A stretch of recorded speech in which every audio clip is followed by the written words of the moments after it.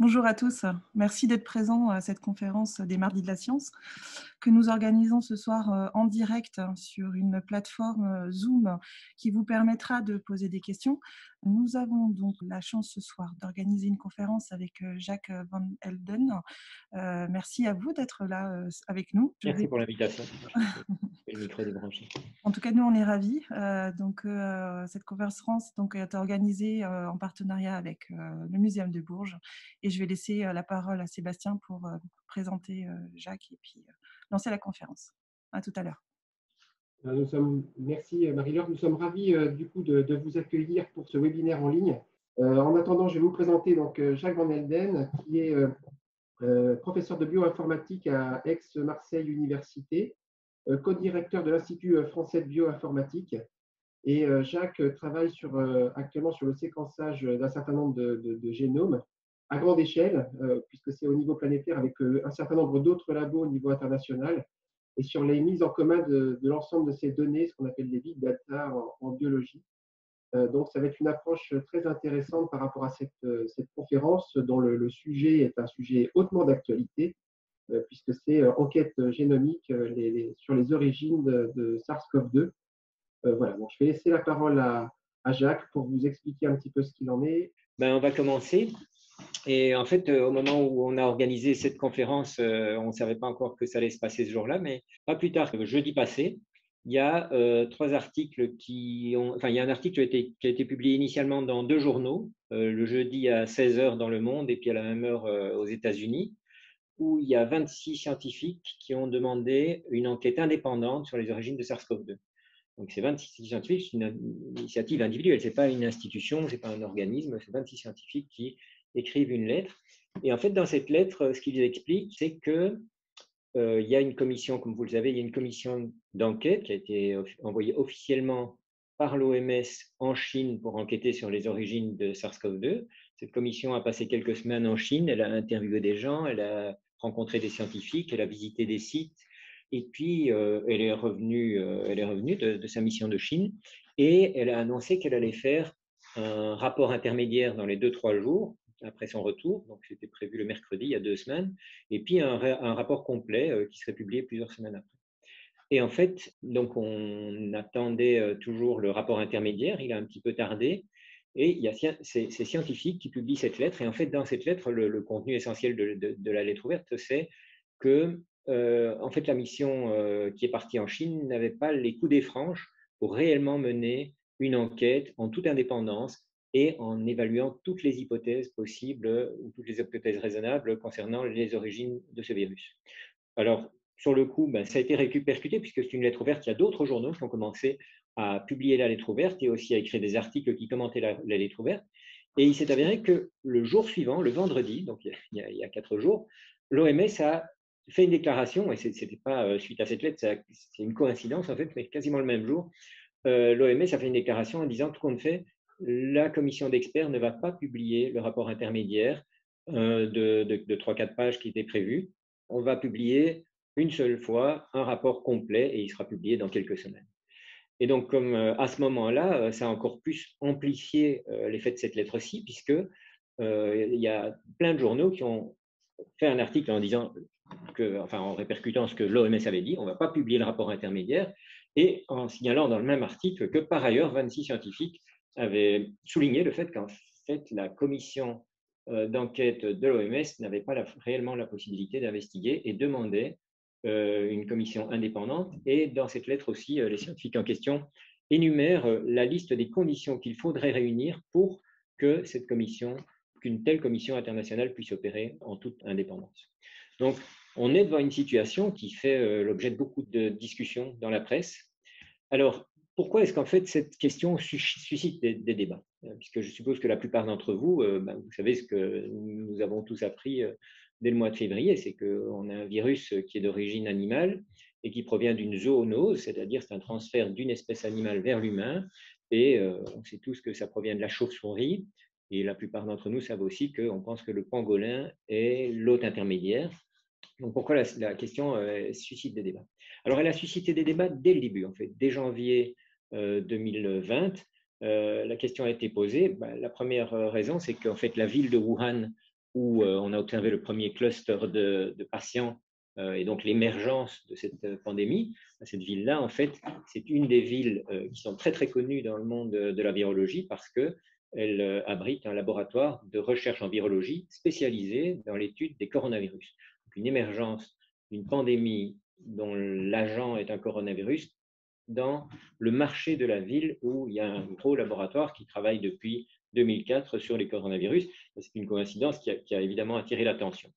Alors, ce qu'il faut savoir aussi, c'est que ce laboratoire travaille sur les coronavirus et ce qu'il fait, on peut en discuter plus tard, mais la mission de ce laboratoire, c'est justement de faire de la prévention, c'est-à-dire de travailler pour empêcher l'émergence de pandémies en allant faire de l'échantillonnage sur des sites naturels ou dans les élevages ou dans tous les endroits où on a constaté qu'il y avait des coronavirus, des animaux infectés par des coronavirus, ou bien dans les endroits où on pense qu'il peut y en avoir, comme dans les grottes, etc., de prélever des échantillons et ensuite d'analyser tous les virus qu'on peut trouver dans ces échantillons afin de détecter des virus qui pourraient éventuellement être dangereux pour l'humain. Mais la façon de détecter des virus qui pourraient éventuellement être dangereux pour les humains inclut aussi le fait de faire des expérimentations en modifiant ces virus-là, et notamment des expériences qu'on appelle de gain de fonction, sur lesquelles je reviendrai un peu plus tard, qui consistent en fait à changer le génome d'un virus pour évaluer si certaines de ces mutations ne pourraient pas rendre ce virus encore plus virulent. C'est ce qu'on appelle des mutations de gain de fonction. Parce que le virus gagne en virulence, en contagiosité, en pathogénicité, ou il gagne certaines fonctions qu'il n'avait pas auparavant, ou bien il renforce des fonctions. Ensuite, actuellement, l'hypothèse d'une contamination sur le marché de Wuhan a été écartée. Quand je dis elle est fortement remise en cause, c'est même un petit peu obsolète parce que l'OMS elle-même a écarté l'hypothèse selon laquelle l'origine du virus était le marché de Wuhan. Le premier patient ne provient pas du marché de Wuhan et donc on pense plutôt que le marché de Wuhan est l'endroit où il y a eu le premier cluster, c'est-à-dire vraiment une première amplification de la contamination, de ce début, l'émergence de la pandémie, effectivement, mais que ce n'est pas là qu'il y a eu la première contamination d'un humain par un animal. Donc la zoonose ne s'est pas passée dans le marché. Et le fait que le pangolin lui-même soit l'hôte intermédiaire est fortement remis en cause pour d'autres raisons. Ensuite, c'est là que commence un peu le jeu médiatique. Il y a certains chercheurs qui ont affirmé que le génome de SARS-CoV-2 résulte de manipulation génétique, de manipulation intentionnelle pour modifier ce génome. Et donc, ça c'est une question évidemment où il faut pouvoir investiguer. Actuellement, donc, on n'a toujours pas les hôtes intermédiaires, hein, donc il y a une grande question qui reste ouverte, mais ça, c'était précisément le but de la mission de l'OMS, c'est d'aller clarifier les voies de transmission entre le réservoir animal que sont les chauves-souris, que constituent les chauves-souris, et l'hôte humain. Alors, un des problèmes qui, depuis le début, ont miné toute la discussion là-dessus, c'est que le débat scientifique, puisqu'on est en face d'une vraie question scientifique, est très, très perturbé parce qu'il y a un contexte politique et géopolitique qui est tout à fait délétère au fait de poser de façon sereine une question scientifique. Et ce contexte politique, comme vous le savez, dès le tout début de la pandémie, le président des États-Unis, Donald Trump, a affirmé que le virus était le résultat d'une manipulation génétique qui avait été faite en Chine et lâchée. Alors, à certains moments, même, il a suggéré que ça pouvait être du bioterrorisme, mais finalement, il a plutôt insisté sur la possibilité que ce soit un accident. Mais il n'a pas fourni la moindre preuve pour ça. Il a dit non, non, j'ai des preuves, il ne les a pas fournies. Et dès ce moment-là, ça a suscité évidemment un gros problème parce que pour la communauté scientifique, s'engager même dans l'investigation de la vraisemblance d'une hypothèse d'un accident de laboratoire, aux États-Unis en tout cas, ça revenait à mettre du moulin dans l'eau de Trump et il n'y avait pas grand monde qui avait vraiment. Enfin, la communauté scientifique est généralement pas très partisane de Trump pour un tas de raisons. Hein. Donc en fait, il y a aussi, en tout cas aux États-Unis, un certain malaise, clairement, il y a un malaise à parler de ça. Alors ce que je vais faire, c'est effectivement vous exposer dans un premier temps les raisons pour lesquelles les questions se posent. Et dans ces raisons, je tiens vraiment à le dire, il y a une très très grosse distinction entre certaines hypothèses qui sont pour moi assez raisonnables, ce qui ne veut pas dire qu'elles sont vraies, mais qui sont en tout cas rationnelles, disons. Ce qui est clair aussi, c'est que dès le début de la pandémie, il y a eu sur les réseaux sociaux un tas d'informations qui ont circulé et parmi ces informations, il y avait des informations qui étaient complètement irrationnelles et notamment des scénarios, ce qu'on appelait le complotisme. Il y a des gens notamment qui ont publié des vidéos où ils affirmaient que le virus avait été synthétisé de toutes pièces, qu'il avait été conçu dans le but d'être lâché dans les populations humaines afin de vendre un vaccin qui avait été fait par un institut de recherche français, dont je ne vais pas dire le nom parce que ces rumeurs étaient tellement dénuées de sens, en produisant des brevets qui venaient à l'appui de cette hypothèse-là, mais ces brevets, en fait, on peut après aller les lire, les chercher, et puis on voit que c'est des brevets qui ne sont pas du tout là-dessus, qu'il y a une confusion totale, une incapacité de lire les brevets. Et puis en allant même plus loin, en disant que ça fait partie d'un plan global avec Bill Gates, de contrôler l'ensemble du monde. Donc on est vraiment clairement dans des théories complotistes. Et ça, évidemment, ça a aussi miné le débat, parce que dès ce moment-là, quand un scientifique pose la question sur le terrain de la science, tout de suite, on se dit, oulala, est-ce qu'on n'est pas en train d'entrer dans le complotisme?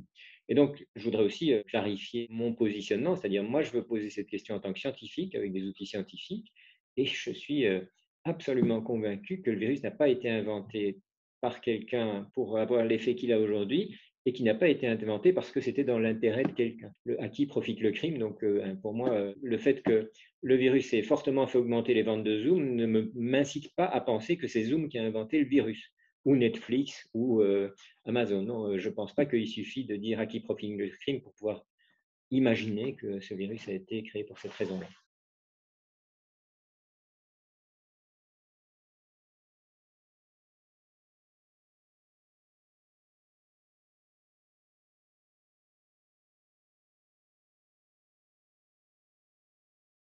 Je ne peux pas répondre à cette question, puisque pour ça, il faudrait que j'interroge tous les scientifiques américains, et ça, je ne peux pas le faire.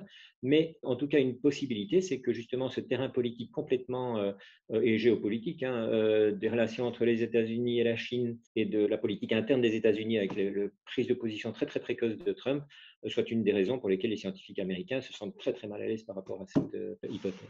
Alors maintenant, ce que je voudrais, c'est quand même moi, quand je suis parti dans cette investigation, justement, je partais vraiment de l'idée que ce virus, il vient d'une zoonose. J'ai lu ça dans les journaux. J'avais toutes les raisons de le croire. Et puis, à un moment, incidemment, il y a eu une annonce du prix Nobel, Luc Montagnier. Donc, c'est un professeur qui est une des personnes qui ont découvert le virus du HIV, donc le virus responsable du sida. Et il a fait quelques annonces dans des journaux Internet, dans des journaux télévisés du web, en annonçant que en fait, ce virus avait été construit de toutes pièces, et notamment que dans le génome du coronavirus, il y avait 4 séquences qui étaient insérées et qui étaient des morceaux du génome du HIV. Et donc, il faut le dire, parce que ça a été aussi repris, amplifié, répercuté et tout. Dès le début, Montagnier a dit qu'il ne pensait pas qu'il s'agissait de bioterrorisme, parce que le journaliste a un petit peu poussé là-dessus. Et donc, il a dit non, pour moi, il ne s'agit pas de bioterrorisme, il s'agit d'expériences qui visaient à développer un vaccin. Et puis, il y a eu un accident, et le virus s'est échappé du labo, et voilà, ça a donné ceci. Donc, ceci, ça a évidemment suscité beaucoup de réactions. Et à cette époque-là, les réactions étaient typiquement de l'ordre de la réputation. C'est-à-dire, il y a des gens qui disaient « Ah, voilà, c'est un prix Nobel qui dit ça, et donc il faut quand même faire attention ».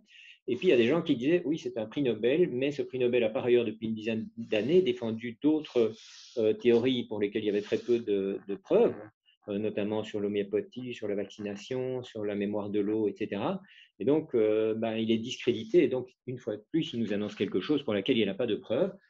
Et bon, alors Montagnier s'appuyait sur 2 études, une qui avait été faite par un mathématicien de ses amis, et une autre, une analyse qui avait été faite des séquences génomiques et protéiques, qui avait été faite par un groupe indien qui avait été, selon lui, forcé de rétracter sa publication.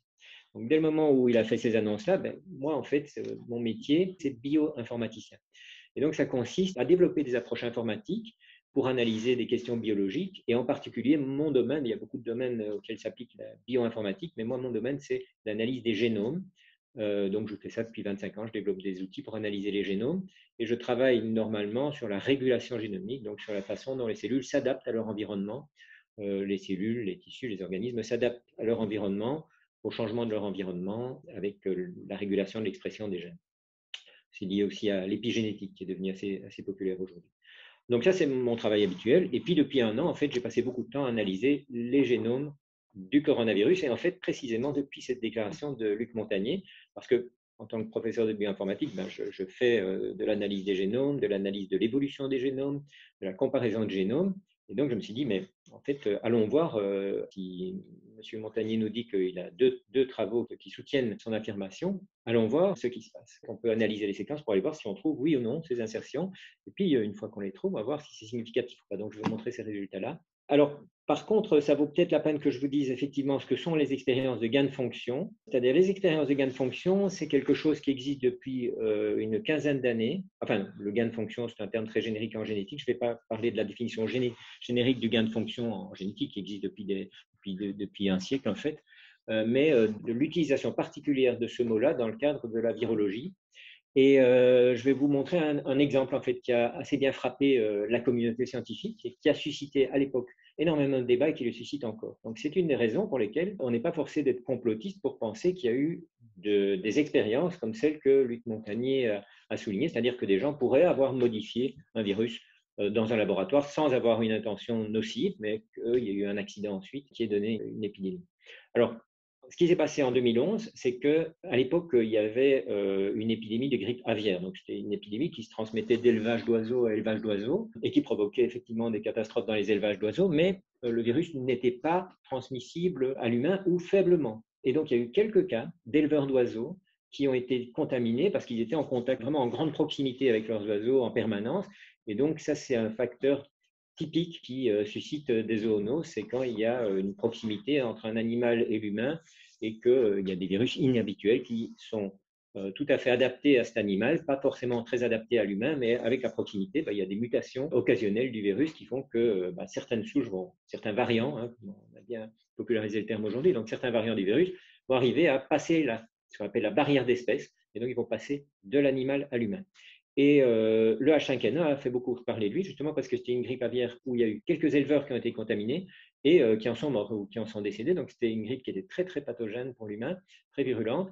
Mais par contre, elle n'était pas transmissible d'humain à l'humain. Donc, il n'y a eu aucun cas répertorié de transmission de l'humain à l'humain, fort heureusement. Donc, en 2011, ce qu'on faisait, c'est que, enfin, vous en souvenez certainement, en 2009-2010, on éliminait les élevages d'oiseaux qui avaient été contaminés, on les abattait. Et il y a un chercheur hollandais, Ron Fouchier, qui a mené des expériences où il a montré qu'en faisant 5 mutations dans le génome de ce virus qui était très pathogène mais pas transmissible d'humain à humain, pouvait être transmis, il n'a pas testé chez l'humain, mais chez le furet, qui a un système immunitaire assez proche de celui de l'humain, donc on l'utilise comme organisme modèle dans les laboratoires pour tester la contagiosité chez les humains. Et donc il a montré qu'en fait, alors il a fait 9 mutations, mais il y en avait 5 qui étaient nécessaires pour permettre à ce virus d'être contagieux de furet à furet, par simple éternuement. Et donc là, il a présenté ses résultats à une conférence scientifique, et les scientifiques ont dit, mais en fait, ce que vous faites là, c'est très, très dangereux. C'est-à-dire, vous êtes en train de créer la chose qu'on craint. Vous créez un virus, un variant de H5N1 qui devient extrêmement dangereux pour l'humain. Alors, bien entendu, il le fait dans des conditions de sécurité très strictes, qui font qu'il y a très peu de chances que le virus s'échappe. Mais en même temps, à l'époque, les gens ont dit, si vous publiez vos résultats, en fait, vous allez publier une séquence avec la recette qui permettra à quelqu'un d'autre de resynthétiser ce virus-là. Et donc, il y a eu un gros questionnement sur le fait s'il fallait ou pas l'autoriser à publier ces résultats. Il y a eu un débat, il y a eu un embargo pendant 2 mois sur ces résultats, et puis finalement, les revues ont décidé de les publier. Et puis, ça a suscité beaucoup de débats aux États-Unis sur le fait s'il fallait ou non financer les expériences de gain de fonction. Et en 2014, par exemple, l'Institut américain de la santé, le NIH, a annoncé qu'il ne financerait plus les expériences de gain de fonction. Et puis, ça a continué à faire débat. Il y a eu un moratoire, somme toute. Et puis, en 2017, il a levé la mesure. Et il a dit que finalement, on pouvait financer ce type d'expérience-là parce qu'elles présentent un intérêt. Alors, quel intérêt présentent les expériences de gain de fonction?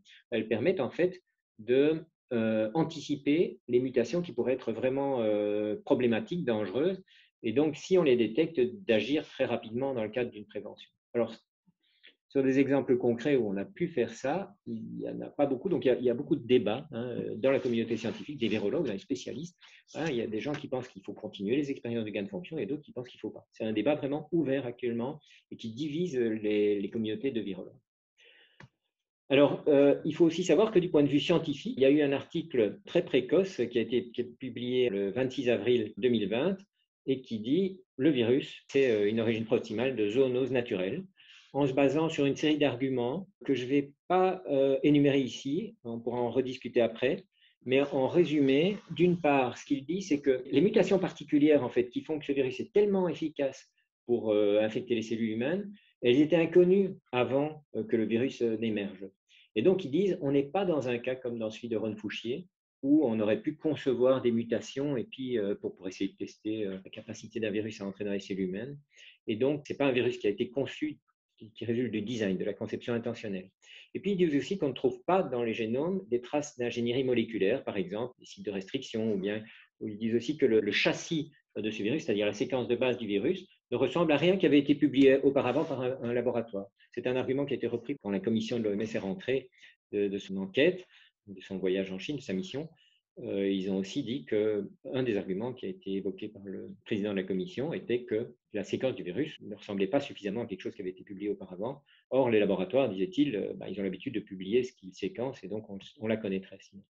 Alors, oui, mais en fait, il existe d'autres voies que la conception. Et justement, une des possibilités, c'est effectivement que ce virus ait été synthétisé par du design. Mais une autre possibilité, et donc pour moi ça c'est important, c'est le cadre conceptuel qui fait que c'est une hypothèse pour moi rationnelle, ce serait qu'en fait ce virus n'ait pas été conçu, qu'on n'ait pas vraiment modifié intentionnellement l'un après l'autre les nucléotides du génome, mais par contre qu'il ait résulté d'une sélection artificielle en laboratoire, c'est-à-dire que le fait même de faire une des choses qui se font dans le laboratoire de Wuhan, c'est de tester la dangerosité de virus animaux pour l'humain. Et pour ça, ce qu'on fait, c'est qu'on va faire des expériences de transfert d'espèces. C'est-à-dire qu'on va prendre un virus de chauve-souris et on va voir s'il peut passer à un autre animal, par exemple sur un furet. Ou bien on va le cultiver sur des cellules. Donc on va essayer de voir si ce virus peut pousser sur des cellules de singe ou pousser sur des cellules humaines.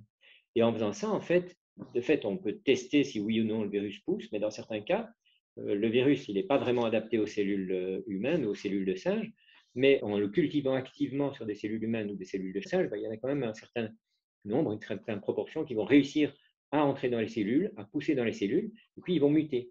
Et en faisant ça, en fait, on exerce exactement ce qu'on appelle une sélection artificielle, comme ce qu'on fait en élevage, quand on fait de l'élevage bovin ou de l'élevage de pigeons, c'est qu'on va sélectionner des traits adaptatifs pour les conditions particulières de la culture. Autrement dit, on va sélectionner des virus qui ont une aptitude augmentée pour infecter des cellules humaines. Et ça, c'est des expériences qui se font, qui se publient, etc. Donc, on n'est pas forcé d'avoir du design, on pourrait tout aussi bien avoir une adaptation par des expériences de passage d'espèces. Et l'autre chose, c'est qu'on ne trouve pas de traces d'ingénierie moléculaire, oui, mais aujourd'hui, avec la biologie synthétique, il est très facile pour un laboratoire de synthétiser un génome entier à partir d'un fichier d'ordinateur. Si on a la séquence d'un virus, on peut polymériser l'ARN qui fera le génome de ce virus et puis créer un virus qui va pouvoir se reproduire et se transmettre. Donc, la question est vraiment pas simple. Je vais vous passer tout. J'ai un peu trop de détails, je ne vais pas entrer dans tous les détails. Mais donc, voilà, la position, c'est comment est-ce qu'on peut faire pour distinguer des hypothèses raisonnables et essayer de les sous-peser d'un point de vue scientifique. Et évidemment, toutes les manipulations politiques, les élucubrations complotistes, etc. Donc, ce qu'on a fait avec une série de collègues, c'est vraiment de se dire qu'on voulait examiner toutes les hypothèses sous un angle rationnel, collecter uniquement des indices factuels qu'on puisse retrouver, qui soient vraiment traçables, mais de nature diverse sur, d'une part, la génomique, la virologie, la structure des molécules. À un certain moment, il faudra aussi inclure des facteurs de zoologie, d'écologie des animaux, de voir leur site d'implantation, leur voyage, leur migration, etc. Mais que notre approche systématique, c'était d'évaluer le degré de fiabilité de chaque élément d'information et puis de considérer a priori toutes les hypothèses. C'est-à-dire, moi, personnellement, je n'ai pas une préférence. C'est-à-dire, je ne désire pas que ce virus ressorte d'un laboratoire ou je ne désire pas qu'il sorte d'un élevage qui résulte d'une contamination dans un site naturel. Personnellement, je ne suis pas partisan de l'une ou l'autre de ces hypothèses. Et ça c'est important parce que ce n'est pas forcément le cas de tout le monde. Je sens bien que même parmi les collègues, il y en a qui se disent moi, je préférerais que ce soit cette hypothèse-ci. Même si on pense que certaines sont plus vraisemblables que d'autres, l'optique qu'on a prise délibérément d'un point de vue épistémologique, c'est de dire nous, ce qu'on veut faire, ce n'est pas démontrer une hypothèse, c'est tester parmi toutes les hypothèses, évaluer la vraisemblance de chacune des hypothèses qui nous semblent vraisemblables. Et alors, effectivement, je vous ai dit, à qui profite le crime, on refuse délibérément de prendre en considération, y compris d'ailleurs la récupération politique et tout. Donc, parfois, on va éventuellement donner des arguments qui vont mettre de l'eau au moulin de gens avec qui on est en désaccord politique complet, mais on pense qu'on ne peut pas ne pas poser la question d'un point de vue scientifique. Alors voilà, donc on a mené une enquête génomique avec 5 personnes à l'époque. Entre-temps, on a aussi des tas d'autres chercheurs qui nous ont contactés, donc on est un groupe beaucoup plus grand. Mais là, donc, il y avait Étienne de Crolly, donc le virologue que j'ai contacté dès le début. Il y a José Alloy, qui est un biologiste des systèmes, qui travaille à l'Université de Paris. Il y a Didier Kazan, qui est un spécialiste de l'évolution biologique et de l'analyse de l'évolution. Et il y a Erwan Salar, qui était un étudiant de l'École normale supérieure et qui avait contacté Étienne de Crowley en lui proposant puisque tout le monde était confiné, donc dès le mois de mars, il avait dit moi, je m'intéresse beaucoup à la structure des protéines, donc si vous voulez, ça me plairait beaucoup de vous aider en faisant de l'analyse structurelle. Et donc, vous allez voir, on a quelques analyses qui reposent sur une inspection des structures tridimensionnelles des protéines. Donc, c'est Erwan qui les a menées. Alors, sur la biologie des virus, je vais aller assez rapidement, mais donc si je vais trop rapidement, levez la main. Mais je pense qu'on en a tellement entendu parler cette année que vous savez tous que ce virus s'appelle coronavirus parce que c'est une petite sphère avec des épines et qu'on pourrait dire ça ressemble à une couronne. Enfin, bon. Et ces épines-là, en fait, c'est ce qu'on appelle des spicules, ou en anglais, c'est la protéine spike. En fait, cette protéine-là, elle est vraiment très particulière parce que c'est elle qui permet au virus d'entrer dans nos cellules. Donc ici, vous voyez le même virus, le coronavirus, avec une vue de l'extérieur, et puis on voit une tranche. Alors, ce n'est pas une vraie photo, ça, c'est une reconstitution tridimensionnelle. Et dans cette tranche, ce qu'on voit, c'est effectivement en rose cette protéine spike, et elle est en rouge, vous avez la membrane du virus, et à l'intérieur, en jaune, vous avez le matériel génétique, l'ARN, qui est lui-même emballé autour de protéines. Il y a une interaction entre des protéines et de l'ARN qui stabilise cet ARN. Ça permet à ce matériel génétique d'être transporté d'une cellule à l'autre sans être dégradé. Et cette protéine spike, elle est vraiment essentielle parce que c'est elle qui permet d'interagir avec nos cellules. Donc ici, vous voyez un schéma où tout ce qui est en bas, c'est l'intérieur d'une de nos cellules. Et ce qui est au-dessus, c'est l'extérieur. On voit ici un virus qui est à l'extérieur.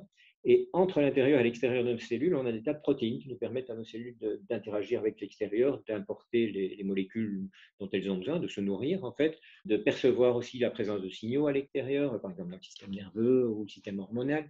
Donc il y a un tas de protéines qui sont des protéines qu'on appelle transmembranaires, qui font le lien entre l'intérieur de nos cellules et l'extérieur de nos cellules. Donc vous voyez ici ces petits dessins bleus, noirs, jaunes qui représentent des protéines comme ça. Et la protéine spicule, qui ressemble à une fléchette de ce virus, elle a la particularité d'avoir une forme qui s'emboîte parfaitement dans une de nos protéines de membrane qui s'appelle ACE2, qui est une enzyme qui sert à notre propre métabolisme normalement, mais qui, de fait, pour le virus, est le récepteur. C'est-à-dire c'est ce qui permet au virus d'adhérer à nos membranes. Donc, on dit que c'est le récepteur du virus. Et la partie de la protéine avec laquelle le virus interagit avec ce récepteur, on va l'appeler le domaine de liaison récepteur. Je vous le dis parce qu'on va utiliser ça un peu plus tard.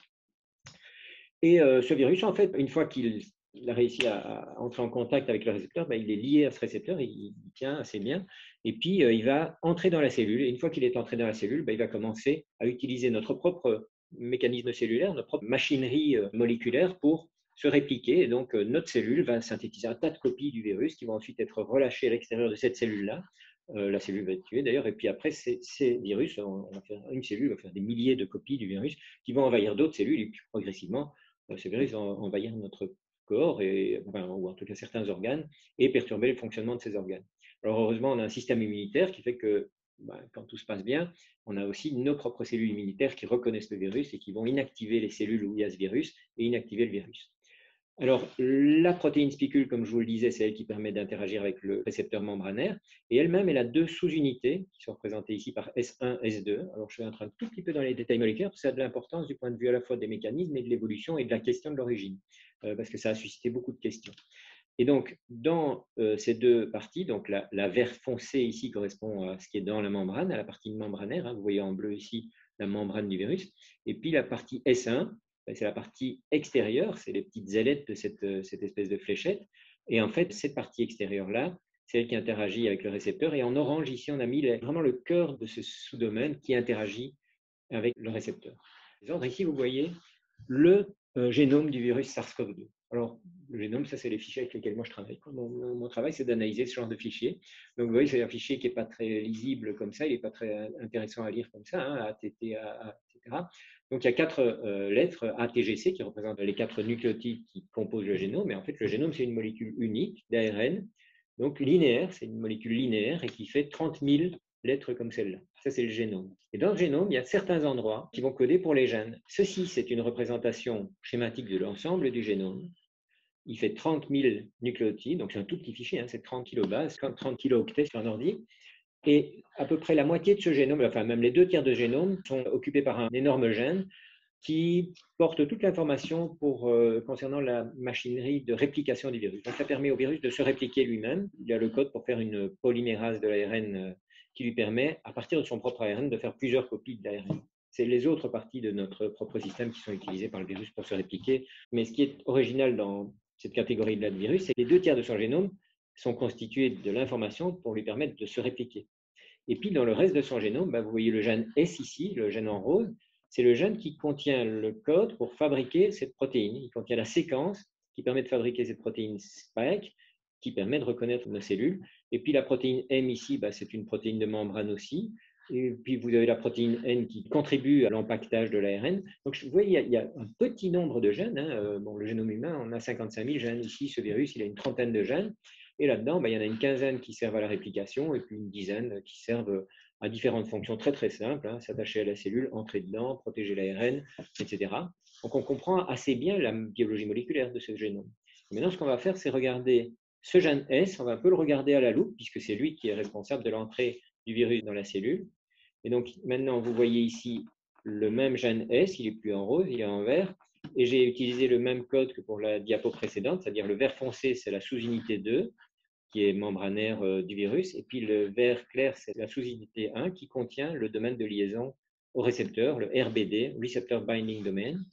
Et vous voyez ici une vision tridimensionnelle de ce virus. Et le virus, quand il synthétise cette protéine-là, nos cellules synthétisent cette protéine-là sur base du gène de virus, il y a 3 copies de la protéine qui se mettent ensemble et qui forment cette structure tridimensionnelle que vous voyez ici. Et cette protéine spicule est complètement inactive. Elle est inactive parce qu'elle a une conformation fermée qui fait qu'elle ne peut pas entrer dans la cellule comme ça. Mais il y a une enzyme qui s'appelle la furine et qui est une enzyme de nos propres cellules qui va couper ici, qui va faire une incision dans la protéine même. Et cette incision ne va pas séparer la tête du pied de la protéine, enfin la tête, le pied c'est une métaphore, mais va simplement changer les interactions entre les acides aminés et faire que la protéine va s'ouvrir. Et dès le moment où la protéine, dans sa structure tridimensionnelle, est en conformation ouverte, elle acquiert exactement la bonne forme pour interagir avec nos cellules, avec le récepteur ACE2. Et donc, ce clivage ici, il est très très important parce que c'est lui qui permet l'activation de la protéine spicule. Or, le clivage, justement, Étienne de Crowley et son équipe ont démontré, en février 2020, ils ont démontré que ce clivage était catalysé par une enzyme qui est la furine, qui, chez les autres coronavirus du même groupe, des bêta-coronavirus du SRAS, on ne trouve pas ce site-là. C'est d'autres mécanismes qui font le clivage. Chez tous les coronavirus, cette protéine a besoin d'être clivée, mais il n'y a que dans ce coronavirus-là qu'on trouve ce site-là de furine. Donc ça, c'est quelque chose de très original. C'est le genre de choses qui arrive du fait de l'évolution. En fait, il a suffi d'une insertion de 4 acides aminés pour générer ce site de furine. Donc, c'est un événement évolutif tout à fait banal, somme toute, mais qui a eu des conséquences catastrophiques. Et dès le moment où Étienne de Crowley et son équipe ont vu qu'il y avait un site furine dans la séquence de cette protéine, ils ont vraiment publié un article en disant « Attention, c'est extrêmement grave parce que la furine, c'est une enzyme qui est présente dans l'ensemble de nos cellules. » Alors que d'habitude, les enzymes qui permettent le clivage chez d'autres coronavirus de cette protéine Spike sont des enzymes qui sont restreintes au système respiratoire. Mais le fait que la furine soit présente dans toutes nos cellules leur laissait déjà supposer que ce virus allait pouvoir attaquer, infecter d'autres tissus que les voies respiratoires. Et aujourd'hui, on le sait, c'est tristement connu que ce virus a effectivement des capacités d'affecter le système nerveux, les voies respiratoires, les tissus cardiaques, etc. Donc, il y a un gros avertissement à ce moment-là. Alors, maintenant, on peut se demander d'où il sort ce virus. D'où il sort ce virus? Il sort clairement des chauves-souris. Comme tous les coronavirus qu'on connaît, en fait, les 2 réservoirs principaux, c'est les chauves-souris et les oiseaux. Et on sait que les chauves-souris vivent avec des coronavirus, qu'elles se transmettent, ça ne pose pas des énormes problèmes. Oui, il y a une question, là, je vois de clarification. Donc, est-ce que la furine est synthétisée par le virus lui-même? Non. Alors, le virus ne synthétise rien du tout. C'est-à-dire que la chose qu'il injecte dans notre génome, c'est uniquement l'ARN. Donc, ceci, c'est une représentation d'une cellule humaine. Et là, ce que je vous montre, ce n'est pas spécialement ce qui se passe avec des virus, c'est le processus habituel de synthèse des protéines par une cellule humaine. Il y a l'ADN, qui, comme vous le savez, est le support génétique de l'information, le support de l'hérédité, d'une part. Donc, c'est ce qui permet à des cellules de produire des cellules semblables à elles-mêmes et à des individus aussi de produire des individus de la même espèce, c'est l'ADN. Mais l'ADN est lui-même un matériau assez stable, mais ne produit pas directement les protéines. Pour produire des protéines, il y a une phase intermédiaire qui est ce qu'on appelle la transcription, où à partir de l'ADN, les noyaux de nos cellules produisent une molécule d'ARN. Donc l'ARN est une molécule qu'on trouve dans toutes nos cellules, qui est un intermédiaire, on appelle le messager, entre l'ADN, qui contient l'information, et les protéines, qui sont les effecteurs moléculaires, qui, elles, sont les enzymes, les transporteurs, les régulateurs, les hormones. Donc, tout ça, c'est des protéines. Et donc, ces protéines, ce qui leur donne leur activité, c'est leur forme tridimensionnelle. Proté, c'était un dieu grec qui avait la capacité de changer de forme. Et les protéines ont la capacité, effectivement, de prendre une forme et d'en changer en fonction de leur interaction avec la cellule. Alors, donc ça, c'est les voies normales de transmission de l'information et de formation des protéines. C'est que l'ADN produit de l'ARN. L'ARN, ensuite, sert de modèle pour produire des protéines. Alors, il existe des virus à ADN, il existe des virus à ARN. Vous voyez ici une typologie des virus. Il y a absolument tout ce qui était possible d'utiliser comme moyen de transmettre de l'information a été exploité par l'un ou l'autre des virus. Et donc, vous voyez ici, par exemple, qu'il y a des rétrovirus à ARN. Il y a de l'ARN sur le brin positif, négatif. Je ne vais pas entrer dans les détails. Mais en tout cas, le virus, ce qu'il injecte dans nos cellules, c'est uniquement cet ARN. Donc, lui, il n'a pas sa propre machinerie pour synthétiser. À l'intérieur du virus, il n'y a pas du tout de synthèse de protéines. Le virus ne fait pas de protéines. Par contre, une fois qu'il est dans nos cellules, l'ARN entre dans les cellules. Et une fois que l'ARN est dans nos cellules, la première chose qui se passe, c'est qu'il va servir de modèle par nos propres ribosomes. Donc, c'est les corpuscules qui synthétisent la protéine pour synthétiser des protéines. Et les premières protéines qui vont être synthétisées, c'est les protéines de réplication du virus. Donc, cette protéine de réplication du virus elle-même, elle va ensuite faire plein de copies de l'ARN messager. Et ensuite, avec nos propres ribosomes aussi, le virus va produire toutes les autres protéines. Mais il n'y a pas de gène de la furine dans le virus lui-même. Le gène de la furine, c'est un gène qui est dans notre propre génome. La furine a un tas d'autres fonctions. En fait, elle sert à couper des protéines pour des tas d'activations. Il y a des tas de protéines dans notre propre protéome, dans l'ensemble de nos protéines, qui sont inactives quand elles sont synthétisées et qui, pour être activées, doivent être coupées. Donc ça s'appelle la protéolyse. C'est un mécanisme classique d'activation des molécules. Donc, dans notre génome, on a un gène qui code pour la furine. La furine est une enzyme qui a la capacité spécifique de catalyser le clivage d'autres protéines. Et ce clivage, généralement, est associé à leur activation. Et il s'avère que ce virus-là a incidemment, au fil de l'évolution, acquis 4 acides aminés qui font qu'il est reconnu par la furine, alors que d'habitude, la furine sert à couper d'autres choses dans notre génome. Et le fait qu'il soit reconnu par la furine, synthétisé par nos propres cellules, fait qu'il peut entrer dans nos cellules. Est-ce que ça répond à la question? Oui? Ok. Merci. Merci pour la question. Du coup, ça valait vraiment la peine parce que j'avais sauté pour gagner du temps et c'est toujours une mauvaise idée. Donc, maintenant, ici, on a le réservoir animal, donc les chauves-souris, les oiseaux. Et en fait, il y a un tas de virus qui appartiennent à la famille des coronavirus. Il y a les alpha, les bêta, les gamma, les delta. Donc, on a fait une taxonomie des virus. Et les coronavirus de SARS-CoV-2 appartiennent au groupe des bêta-coronavirus. Après, je vais vous montrer un arbre un peu plus détaillé de ces virus. Et en fait, les coronavirus, généralement, il y en a plein qui vivent chez l'humain. Vous voyez qu'il y a des petits humains un peu partout ici, dans la partie alpha et bêta-coronavirus. Donc, il y a différents lignages qui infectent les humains. Mais la plupart de ces coronavirus, on les connaît bien, on les rencontre très souvent et ils nous donnent ce qu'on appelle un rhume. Et donc, ça, notamment, il y a des génomes complets là, qui ont été séquencés depuis longtemps, depuis les années 60-70, du virus qui nous donne un rhume. Ce n'est pas le virus de la grippe, c'est une famille vraiment différente. Les virus de la grippe, c'est des H1N1, c'est des H quelque chose, N quelque chose. C'est vraiment une structure de génome complètement différente. Et puis, il y a les virus qui nous donnent des rhumes, et certains coronavirus nous donnent des rhumes. Et puis, il y a eu, au cours des 20 dernières années, il y a eu 3 épisodes d'émergence de pandémie à coronavirus. Et le premier, ça a été en 2002-2003. Il y a eu ce qu'on a appelé le SRAS, qui est une épidémie qui a émergé en Chine et qui s'est transmise assez rapidement dans les autres pays parce qu'il y a eu un patient qui est allé dans un hôtel où il y avait une conférence. Et puis, dans cet hôtel-là, il y a 4 personnes qui sont parties en avion, dont un au Canada. Il y en a 3 autres qui sont partis dans d'autres pays. Et ensuite, à partir de là, le virus a commencé à circuler. Et ça, donc, on s'est rendu compte que ce virus était extrêmement nocif. Fort heureusement, on a pu la juguler. À la fin de l'épidémie, il y a eu 8000 personnes qui ont été déclarées comme atteintes. Et sur ces 8000 personnes, il y en a 800 qui sont mortes. Un virus de la même famille, qui ressemble pas mal à SARS-CoV-2, qui tuait 10% des gens. Mais il avait une propriété fort heureusement très différente de ce virus-ci, c'est que le SRAS de 2002 était symptomatique, d'une part, il était toujours symptomatique, et d'autre part, il était symptomatique plusieurs jours avant d'être contagieux. Et donc, la politique qui a été appliquée dans le monde entier, c'est que dès qu'on détectait des cas, on les isolait, on essayait de les soigner aussi bien que possible, mais on les mettait en isolement total, on isolait les cas contacts, et donc on a pu ainsi empêcher la propagation de ce virus. Et ça, pour le virus de SARS-CoV-2, qui ressemble fortement au SARS-CoV de 2001, qui ne s'appelle pas SARS-CoV-1, mais c'est le SARS-CoV, on va l'appeler, hein, celui de 2002, pardon. Eh bien, la catastrophe avec celui-ci, heureusement, il est moins létal, hein, il ne tue pas 10% des gens, il tue peut-être 0,5% des gens, et il tue des classes d'âge et des personnes âgées et des personnes avec des facteurs de comorbidité. Mais le gros problème avec ce virus-ci, c'est que d'une part, il y a plein de personnes qui sont asymptomatiques et qui peuvent le transmettre sans être elles-mêmes affectées, et d'autre part, que même pour les personnes qui ont les symptômes, la contagion se passe 5 à 6 jours avant les symptômes. Alors, il y a eu une autre pandémie, donc le MERS-CoV, donc ça, c'est une pandémie qui était au Moyen-Orient, et où il y a eu quelques personnes contaminées, mais fort heureusement, ça ne se transmettait pas d'humain à humain. C'est un virus qui se transmettait du chameau à l'humain. Donc, il y a eu des zoonoses, mais il y a eu plusieurs épisodes de transmission. Et puis, on a le virus de 2019 que vous connaissez tous. Alors, on connaît certains cas, on connaît bien les passages et les hôtes intermédiaires, et notamment pour le SRAS, je ne vous l'ai pas dit, mais l'hôte intermédiaire, c'était la civette. Pour le MERS, c'était le chameau. Puis, il y a certains virus qui passent par des cochons, etc., coronavirus. Et en fait, pour SARS-CoV-2, on pensait que c'était le pangolin. Aujourd'hui, on ne pense plus que c'est le pangolin. Donc, les informations dont on dispose, on a tout de suite identifié que les coronavirus, généralement, ils proviennent de chauves-souris. Et en Chine, il y a énormément de chauves-souris. Et le laboratoire de Wuhan, en fait, participe à l'échantillonnage des chauves-souris.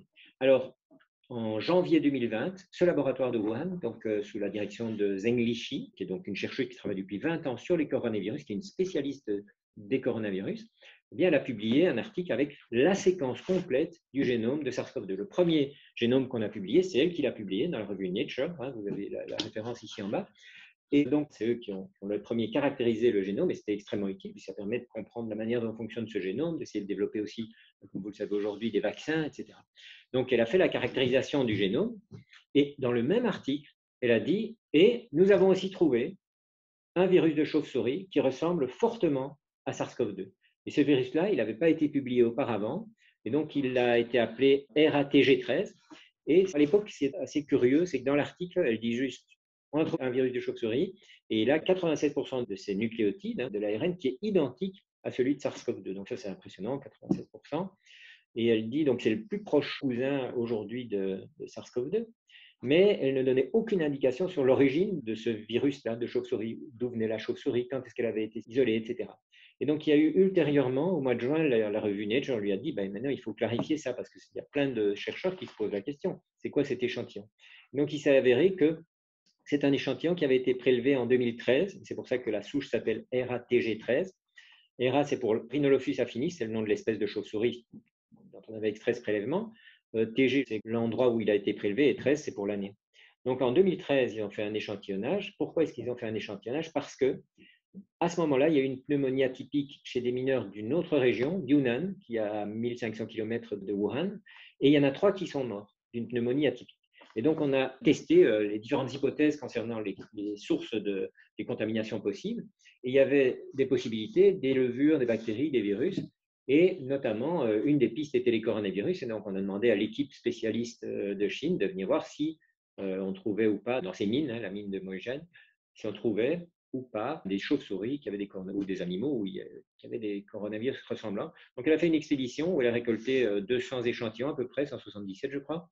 Et sur ces 177 échantillons, elle a fait une caractérisation assez rapide d'un morceau de séquence, celui qui code pour la polymérase, et elle a vu qu'il y avait la majorité d'entre elles, presque toutes, étaient des alpha-coronavirus, et puis il y avait 2 bêta-coronavirus. Donc, en 2016, elle a publié un article en disant juste la liste des coronavirus qui avaient été identifiés dans cet échantillonnage de la mine de Moïjan.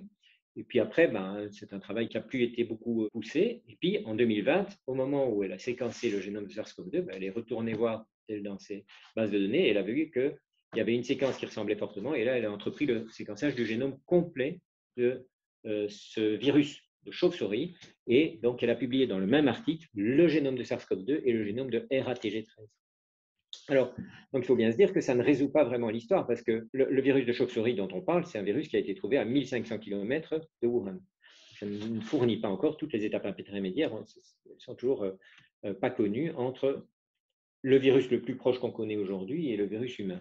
On n'a pas élucidé encore les étapes intermédiaires de la zone. Alors le pangolin, il a été évoqué très très rapidement. On a dit qu'il y avait des pangolins dans le marché de Wuhan, et puis surtout, on a trouvé un virus de pangolin qui ressemblait assez fortement, moins que celui de chauve-souris, de manière un peu curieuse, mais il ressemblait assez fortement au SARS-CoV-2. Et on a dit c'est l'autre intermédiaire. Alors, je vais vous expliquer pourquoi un peu plus tard, parce que ça demande de comparer les génomes. Alors, ceci, c'est une des figures de l'article initial de Zheng Liqi et son équipe, où ils ont publié le génome de SARS-CoV-2 et celui de RATG13. Vous avez ici horizontalement les positions du génome. Donc, comme je vous ai dit, c'est un génome dont la longueur est de 30 000 nucléotides. Donc, on a 30 000 positions ici. Et pour chaque position du génome, on mesure dans l'environnement ici combien il y a de résidus identiques entre un génome de virus. Donc, en bleu, vous avez celui de RATG13 et le génome de SARS-CoV-2. Donc, par définition, celui de SARS-CoV-2, il est à 100% partout. Et on voit ici en rouge, par exemple, le SARS-CoV de 2002, donc le virus qui s'était attaqué à l'humain en 2002, il est en rouge. Et on voit qu'il est à 50%, 60%, selon les morceaux du génome. Il ressemble plus ou moins, parce qu'il y a des régions du génome qui sont soumises à une pression sélective beaucoup plus forte. Et donc ici, on a une région, par exemple, dans cette région-ci, qui correspond à l'ARN polymérase, à la polymérase de l'ARN, à la machine de réplication, on a de façon tout à fait compréhensible une très forte pression sélective, et donc on a une conservation de 80% d'identité pour le SARS-CoV. Et puis, il y a une région ici qui est très différente. Pour les génomes de chauve-souris, en bleu, là, on voit qu'il y ressemble très fort. Et en moyenne, si on fait la moyenne de ce profil-là, on a 96% d'identité. Mais vous voyez quand même qu'il y a une petite baisse ici, dans cette région-là. Et cette région-là, où tous les autres virus connus avaient une très forte différence avec SARS-CoV-2, où vous voyez vraiment le profil d'identité qui s'écroule, bien, cette région-là correspond à la protéine spicule, et plus précisément à la première partie de la protéine spicule, là où il y a le domaine de liaison au récepteur. Donc là, on a un problème parce qu'on a des virus qui ressemblent assez fortement, c'est la même famille de virus, mais justement, il manque un bout, il y a un chaînon manquant, et malheureusement, c'est justement la partie qui permet au virus de s'accrocher à nos cellules. Et donc, alors, le virus de chauve-souris ici ressemble un peu plus, mais ce n'est pas suffisant d'avoir un virus cousin comme celui-là de chauve-souris parce qu'une distance de 4% de différence sur l'ensemble du génome, comme ça, en moyenne assez bien répartie sur l'ensemble du génome, 4% de différence, étant donné les rythmes d'évolution des virus, ça correspond à 40 à 70 ans de divergence évolutive. Ce qui suggère que l'ancêtre commun entre ce virus de chauve-souris et SARS-CoV-2, il date peut-être des années 80, ou enfin entre les années 50 à 80. Donc, on n'est vraiment pas en présence d'un ancêtre direct de SARS-CoV-2, ni même d'un cousin récent. Et donc, on a vraiment encore des tas d'étapes qui nous manquent. Alors ici, ce qu'on peut faire une fois qu'on a fait ça et qu'on a aligné des génomes les uns avec les autres et qu'on a mesuré les différences, ce qu'on peut faire, c'est construire un arbre. Ça s'appelle de l'inférence phylogénétique. On ne fait pas exactement comme ça, mais à peu près. On va mesurer le taux moyen d'identité entre chaque virus et le virus humain, SARS-CoV-2, et puis entre chaque virus et chaque autre virus. Et sur cette base-là, on va tracer un arbre que vous voyez ici, un arbre phylogénétique qui est une hypothèse sur la succession de divergences évolutives, où tout au début, ici, tout à la gauche de l'arbre, vous avez un ancêtre commun à tous les virus qui sont représentés ici. Alors, vous avez ici des bêta-coronavirus, donc tout le gros groupe du bas, c'est des bêta-coronavirus. En haut, vous avez des alpha-coronavirus dont je vous ai parlé, ceux qui provoquent les rhumes, et puis ici le MERS, donc celui qui a infecté l'humain via un chameau. Et puis dans le bas, vous avez un groupe avec des bêta-coronavirus. Et il y a un premier grand groupe ici où vous voyez SARS, donc ça c'est le SARS de 2002, et la civette en bleu. Et puis en dessous, en violet, j'ai encadré tous ceux qui appartiennent au groupe CoV2, c'est-à-dire le virus SARS-CoV-2, et puis le virus BT-RATG13, qui est celui dont je vous ai parlé de chauve-souris, et puis quelques virus de pangolin. Alors vous voyez, on a trouvé des virus de pangolin qui ont été trouvés par d'autres groupes chinois, d'autres laboratoires, mais qui ont été publiés à peu près en même temps, et qui ressemblaient assez fortement à l'humain. Mais ils ressemblent moins, vous voyez, ils sont plus éloignés. Comment ils sont plus éloignés? La distance, c'est la somme des longueurs de branches horizontales. Donc par exemple, si je voulais mesurer une distance évolutive entre le SARS-CoV-2 qui est la UCOV2-WH et le pangolin, je devrais faire cette petite branche-ci, plus cette branche-ci, plus cette branche-ci. Donc je mesure les centimètres là, et puis je redescends, donc j'ai à peu près 1 centimètre en tout. Alors que si je veux mesurer la distance entre le SARS-CoV-2 et le MERS, je dois calculer la somme des branches horizontales pour remonter ici à l'ancêtre commun, plus cette branche-ci, plus cette branche-ci. Donc c'est les sommes des branches horizontales qui expriment la distance évolutive.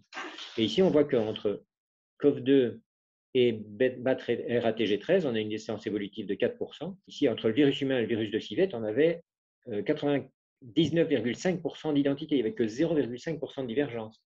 Et idem entre l'humain et le chameau, ici le virus humain et le virus de chameau, pour le MERS, on ne voit même pas la différence. Donc, clairement, le virus de chauve-souris ici n'est pas le dernier virus avant la transmission à l'humain. L'intermédiaire manque. Alors à l'époque, pourquoi est-ce qu'on dit que le pangolin est l'hôte intermédiaire? Puisqu'il est plus éloigné. Ça a l'air paradoxal. Mais en fait, on a dit ça parce que, comme je voulais faire remarquer, alors ici, ça c'est la figure originale, mais je l'ai refaite en un peu plus lisible. Donc ici, c'est une figure que nous, on a refaite avec nos collègues. Donc là, on a écrit un programme, un algorithme qui permet de reproduire ces figures-là. On est vraiment dans une optique de reproductibilité, de traçabilité. Et ici, vous voyez, le 100%, c'est le SARS-CoV-2.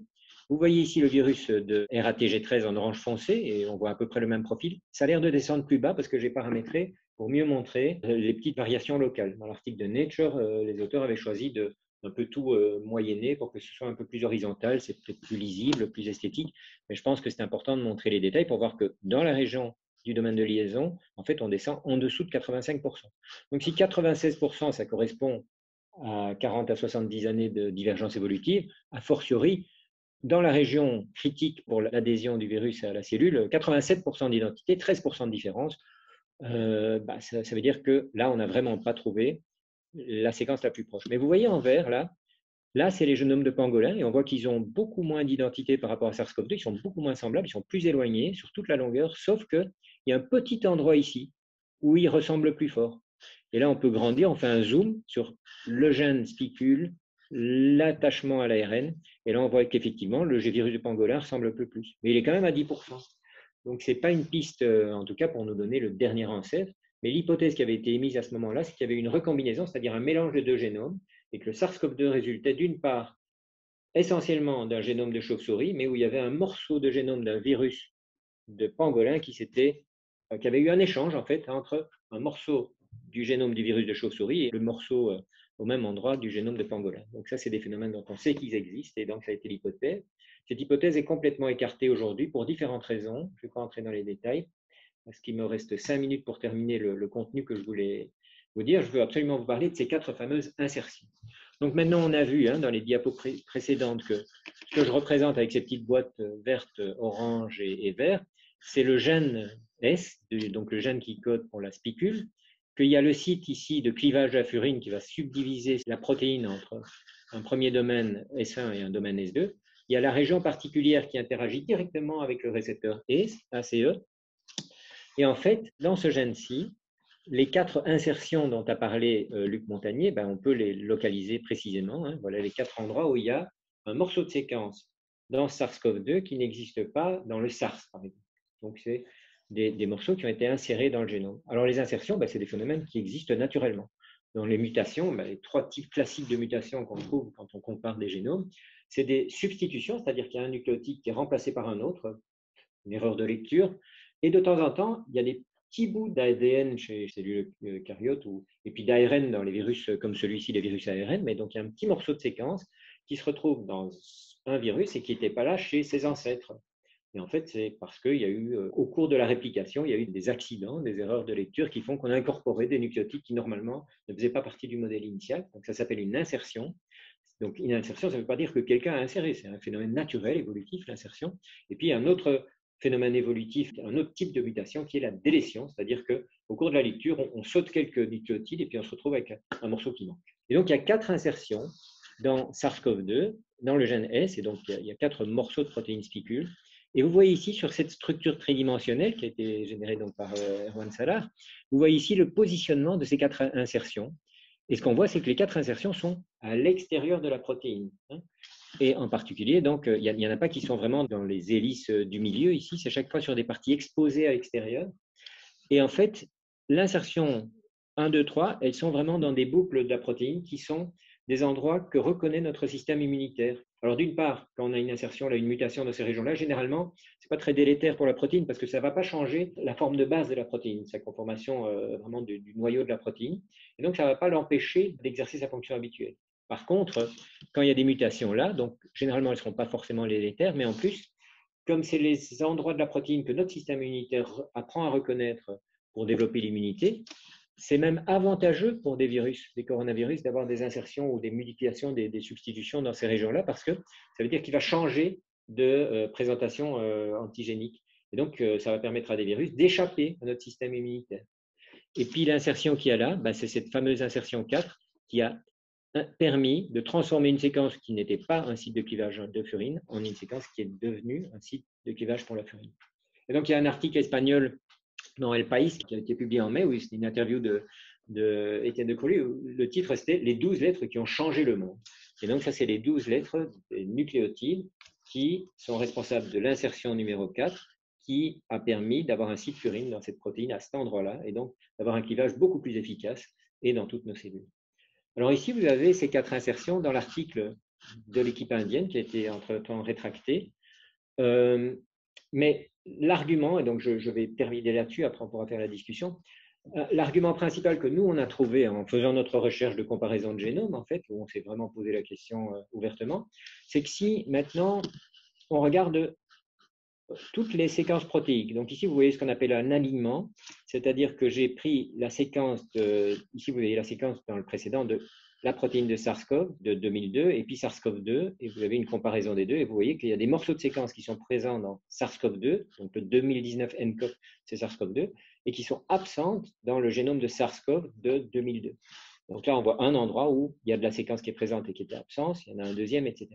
Mais maintenant, si au lieu de regarder 2 génomes, c'est-à-dire celui de SARS-CoV et celui de SARS-CoV-2, comme l'ont fait les Indiens, on regarde, dans ce cas-là, une quarantaine de génomes. Là, je regarde une quarantaine de génomes, et en particulier, tous les génomes de coronavirus du groupe 2 qui ont été isolés en Chine au début.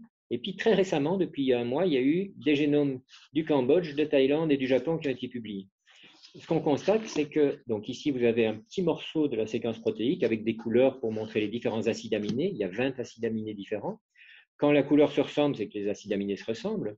Et on voit qu'il y a des séquences où on a des belles colonnes avec uniquement des P en jaune, des L en bleu, etc. Donc ça veut dire que au fil de l'évolution, c'est des morceaux de la séquence qui n'ont pas changé, qui ont été conservés, sans doute parce qu'il y a une forte pression évolutive. Mais par contre, ici, ce qu'on voit, c'est qu'il y a la première insertion. On voit donc dans CoV2 qu'il y a cette séquence-là. On trouve la même séquence dans celui de chauve-souris, mais on ne la trouve pas dans d'autres coronavirus. Par contre, ce qu'on voit, c'est qu'au même endroit, il y a souvent des insertions exactement à cette position-là, des insertions différentes. Chaque fois, c'est une insertion d'une séquence différente.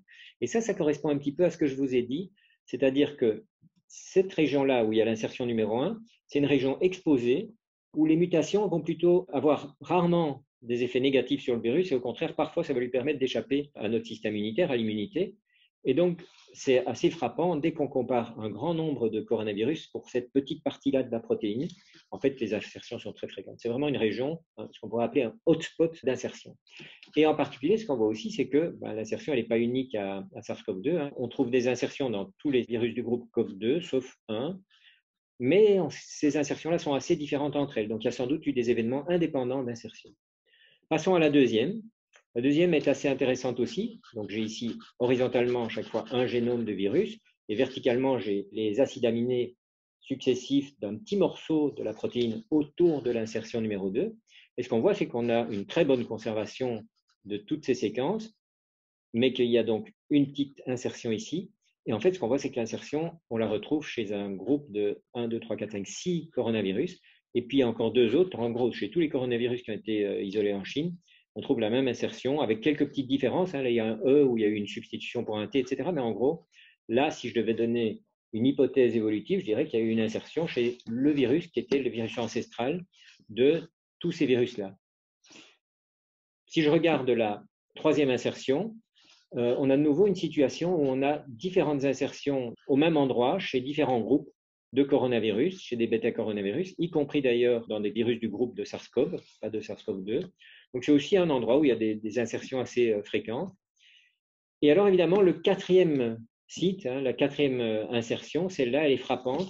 C'est une insertion qu'on ne trouve que chez SARS-CoV-2. Donc vous avez UCOV2 ici qui est le SARS-CoV-2, et vous voyez ici PRRA, donc il y a une insertion de 4 lettres PRRA, mais elles se sont insérées devant un autre R, une arginine, et le site RRAR, c'est les 4 résidus qui permettent à la furine de cliver la protéine.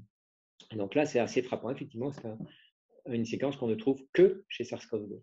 Alors, il y a eu des publications pour dire qu'on trouvait aussi des sites furines dans un autre génome de virus, mais ces publications-là sont très discutables. On ne va pas entrer dans les détails moléculaires, mais ce n'est pas exactement au même endroit. Et en plus, ils ont dû un peu modifier l'alignement pour avoir une insertion vraisemblable. Du point de vue aussi de la ressemblance avec les séquences de HIV, en fait, la ressemblance n'est absolument pas significative du point de vue statistique. Je ne vais pas vous donner les détails parce que je n'ai pas le temps. En si peu de temps, on ne peut pas entrer dans tous les détails, mais je peux répondre à des questions là-dessus si vous êtes passionné de statistiques.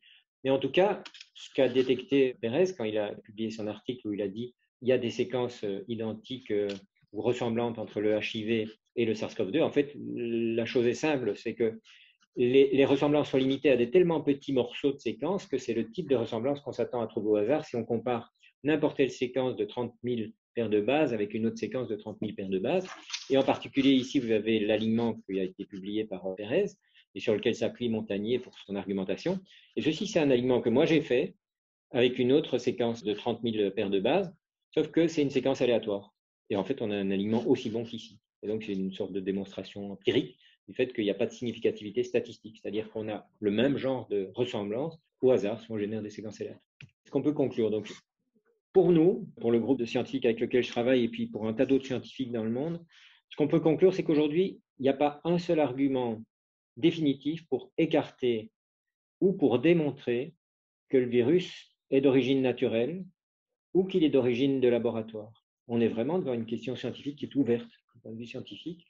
Et donc, nous, ce qu'on dit, c'est qu'il faut continuer à analyser ça avec la même démarche que nous, on a faite, mais en analysant aussi les autres aspects, notamment l'écologie des chauves-souris, qui est une des spécialités du musée de Bourges et pour lequel moi, je suis complètement incompétent, mais mettre ensemble, justement, une commission scientifique, un groupe de scientifiques interdisciplinaires qui puissent couvrir tous les aspects moléculaires, les aspects évolutifs, les aspects de l'écologie des chauves-souris, des autres animaux, une connaissance aussi de l'infectiologie dans les milieux d'élevage, des médecins évidemment, enfin, mettre ensemble tous ces gens-là pour dire menons une vraie enquête et mettons les compétences, toutes les compétences requises et pas uniquement l'aspect moléculaire et virologie, et donnons-nous aussi les moyens de pouvoir prélever des échantillons à tous les endroits qui seraient susceptibles d'apporter un petit élément d'information.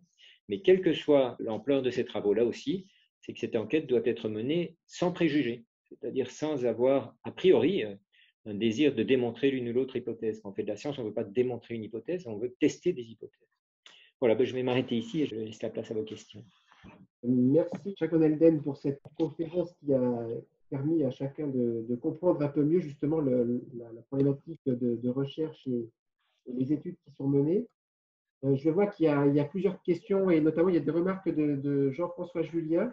Alors Jean-François Julien, pour le présenter, donc il est au Muséum national et il travaille justement sur ces questions également en lien avec les chauves-souris. Hein. C'est un des grands monsieur sur la partie chauve-souris. Donc je vais me permettre de lui donner la parole. Oui, moi j'avais posé des questions par écrit en fait. Moi, je tiens à préciser que je travaille sur les chauves-souris, pas sur les virus. Donc on a quand même été forcé de s'intéresser surtout au niveau ce qu'on appelle le spillback potentiel, c'est-à-dire que le risque qu'on refile le SARS-CoV-2 à nos chauves-souris indigènes. Donc il a fallu qu'on voit ça d'un peu près. Le point qui me gêne le plus dans les hypothèses d'origine d'un labo, enfin de sortie du virus d'un labo, c'est le fait que s'il a été vraiment cultivé, propagé, alors je fais des furets, des souris humanisées en culture de cellules, normalement, à chaque fois qu'on fait ça, j'ai l'impression, avec quasiment tous les virus, on assiste vraiment à une accumulation de mutations. Et du coup, on peut imaginer qu'une fois qu'une souche comme ça revient chez l'homme, elle va être obligée de s'adapter. On va voir pas mal de mutations. Alors, quand je parle de mutations, ce ne sont pas les mutations qu'on peut qualifier de neutres, là, qui n'ont pas vraiment d'effet sur la biologie du virus, hein, qu'on observe depuis qu'il est arrivé, mais des mutations, des ensembles de mutations, un peu du style de ce qu'on appelle les variants, là, qui sont sortis d'Angleterre, du Brésil ou d'Afrique du Sud. Donc voilà. Et ça, c'était quand même moi, c'est un papier qui m'avait beaucoup frappé au départ, d'Alina, enfin entre autres, une chercheuse américaine, Alina Chan, qui par ailleurs est une farouche partisane, d'ailleurs paradoxalement, de l'hypothèse de sortie d'un labo. Mais bon, un papier relativement simple. Alors là, vous pouvez mieux apprécier que moi peut-être la validité des comparaisons, mais où justement, elle et ses collègues ont comparé la façon dont les séquences de SARS-CoV-2 avaient évolué depuis les premières séquences, hein, qui ne sont que les premières séquences obtenues, ce n'est pas le virus d'origine, donc depuis décembre 2019, où on a l'impression qu'il y a eu une espèce on dit de stase en évolution, c'est-à-dire qu'il n'a pas beaucoup bougé jusqu'à l'automne dernier. Alors, et ils ont fait une comparaison avec le virus du premier SRAS, qui lui a bougé, a présenté vraiment des phénomènes de sélection positive. Moi, c'est un papier, c'est pas le seul qui est conclu à ça, mais c'était peut-être le plus, bon, à la fois peut-être le plus simpliste au point de vue analyse de séquence, mais le plus parlant. Donc ça, pour moi, ça veut dire que si le virus est sorti d'un labo, enfin surtout s'il a été propagé en labo, moi personnellement, j'aurais plutôt tendance à croire que c'est un chercheur du labo qui s'est fait contaminer sur le terrain et qui l'a rapporté. Absolument. Donc effectivement, le papier d'Alina Chan, on le connaît. Comme plusieurs scientifiques qui se posent des questions avec un esprit ouvert, plusieurs hypothèses se sont maintenant rejoints. Et d'ailleurs, en fait, vous voyez même dans l'article qui a été co-signé par 26 scientifiques, Alina Chan en fait partie des oui, oh bah, oui, ça j'ai vu. Donc, on la connaît, on est en contact avec elle, on interagit, on fait un séminaire ensemble mais justement d'analyse objective des arguments. L'argument d'Alina Chan est très intéressant et il est compatible avec plusieurs hypothèses. Donc, effectivement, comme vous le dites, elle le montre bien dans son article, mais c'est quelque chose qui est connu en virologie, qui est très connu en virologie, c'est que quand on a un transfert d'un virus d'une espèce animale à une autre, en fait, juste après le transfert, le virus est modérément adapté à son nouvel hôte. Et comme il est modérément adapté, il va être un petit peu, il va réussir à se transmettre d'une bestiole à l'autre, mais parmi toutes les mutations qui se passent de façon aléatoire, et comme vous l'avez dit, beaucoup de mutations sont neutres, elles n'ont pas d'effet ni d'améliorer, ni de diminuer l'aptitude du virus. Mais au début, quand il n'est pas encore très adapté, incidemment, accidentellement, de temps en temps, il y a une mutation qui fait qu'il va être un petit peu plus adapté. Et dès le moment où il y a cette mutation-là, le virus ce variant-là va se transmettre, comme ce qui est en train de se passer d'ailleurs aujourd'hui avec les variants anglais, sud-africains et brésiliens. Donc, dès le moment où une mutation augmente un tout petit peu l'aptitude d'une souche par rapport aux autres souches du même virus, c'est lui qui va se propager et puis après, sur cette mutation-là, va s'ajouter une nouvelle mutation qui va lui permettre d'être encore un peu plus efficace. Et donc, on observe, juste après un transfert d'espèce, au début d'une émergence virale, on observe un taux de mutation apparent assez élevé parmi les mutations adaptatives. Et puis, à un certain moment, le virus est de plus en plus adapté à son nouvel hôte. Et parmi les mutations, il y en a pas mal qui soit sont neutres, soit vont plutôt diminuer sa capacité à se transmettre. Et donc, ce qu'on observe en résultat de tout ça, c'est que la courbe du nombre de mutations en fonction du temps dans une population de virus qui se propage dans une population, eh bien, on voit qu'au début, c'est assez élevé et puis ça diminue progressivement. Et ça se stabilise, c'est ce que vous appelez la stase, tout à fait. Donc, c'est exactement ça. Ça, c'est ce qui est connu classiquement. Et donc, on a observé ça non seulement effectivement dans le SRAS, mais dans d'autres virus, pas seulement des coronavirus. Et là, Lina Chan, en comparant le rythme d'évolution du SRAS et de SARS-CoV-2, elle conclut que dès le mois de novembre, parmi toutes les souches qu'on a, il était déjà adapté en fait. Mais qu'est-ce que ça veut dire? Ça peut vouloir dire plein de choses différentes. Ça peut vouloir dire soit que ce virus-là, il circulait déjà dans les populations humaines, mais simplement qu'il était adapté à l'humain, mais qu'il était moins toxique et donc on n'a pas vu, qu'il était moins pathogène, et donc on n'a pas vu une pandémie, une émergence.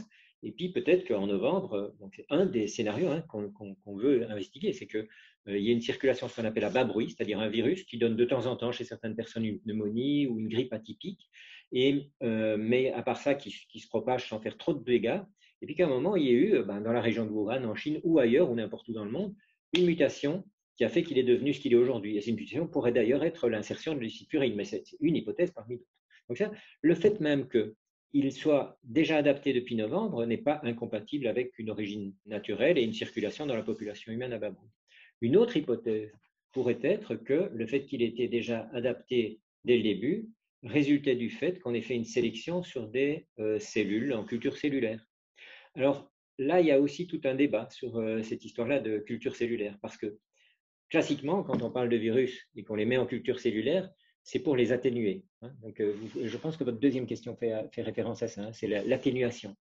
Oui, mais ça, c'est quand on parle d'un virus qui est déjà adapté à l'humain et qui se transmet. C'est une des façons dont on a fait initialement d'ailleurs des vaccins, c'est en atténuant les virus, c'est-à-dire qu'on les met en culture cellulaire. Et quand ils sont dans des cultures cellulaires, ils peuvent se multiplier beaucoup plus rapidement, mais ils sont plus soumis à notre système immunitaire. Et donc, ils se développent à leur aise, il y a des mutations qui arrivent et qui les rendent un petit peu moins adaptés à se défendre contre notre système immunitaire. Et donc, si après ça, on injecte ce virus-là à un humain, en fait, parmi tous ces virus, l'accumulation des mutations feront il est moins adapté après un grand nombre de cycles de culture cellulaire qu'il ne l'était au départ. Donc, quand on a un virus humain qu'on met en culture cellulaire, ça réduit son adaptation et c'est une des stratégies utilisées pour faire des vaccins. Par contre, quand on travaille avec des virus animaux et que ces virus animaux qui normalement n'infectent pas l'humain, on les force somme toute, à être cultivés sur des cellules d'abord de singes et puis qu'on fait un passage du singe à l'humain, ce qui sont des choses qui se pratiquent en laboratoire. Là, par contre, on va plutôt accumuler des mutations adaptatives pour l'humain. Mais ce ne sera pas encore suffisant pour que le virus passe d'un seul coup de cellules cultivées d'humains à un humain. Mais néanmoins, c'est des choses qui peuvent arriver. C'est justement ce que je voulais dire, c'est qu'on peut difficilement imaginer que le virus ait sauté d'une culture de cellules ou d'un élevage de furets ou de singes, bon, c'est peu trop, enfin, il y en a à Wuhan, mais voilà, qu'il ait sauté à l'automne 2019 et qu'on ait aussi vite récupéré des souches qui sont restées stables après. Oui. Alors, c'était, en fait, vous disiez un peu la même chose. Quoi. Parce que, je ne sais pas, les virologues, vous discutez avec... Voilà, dès qu'on les met en culture de cellules, c'est effarant. Quoi. Les SARS-CoV, je crois qu'ils ont très vite une délétion qu'on a retrouvé après. Mais bon, oui, ils perdent très vite le cycle purine. Hein. Alors, et leur fuite, enfin bon, ils se débobinent un peu. Quoi.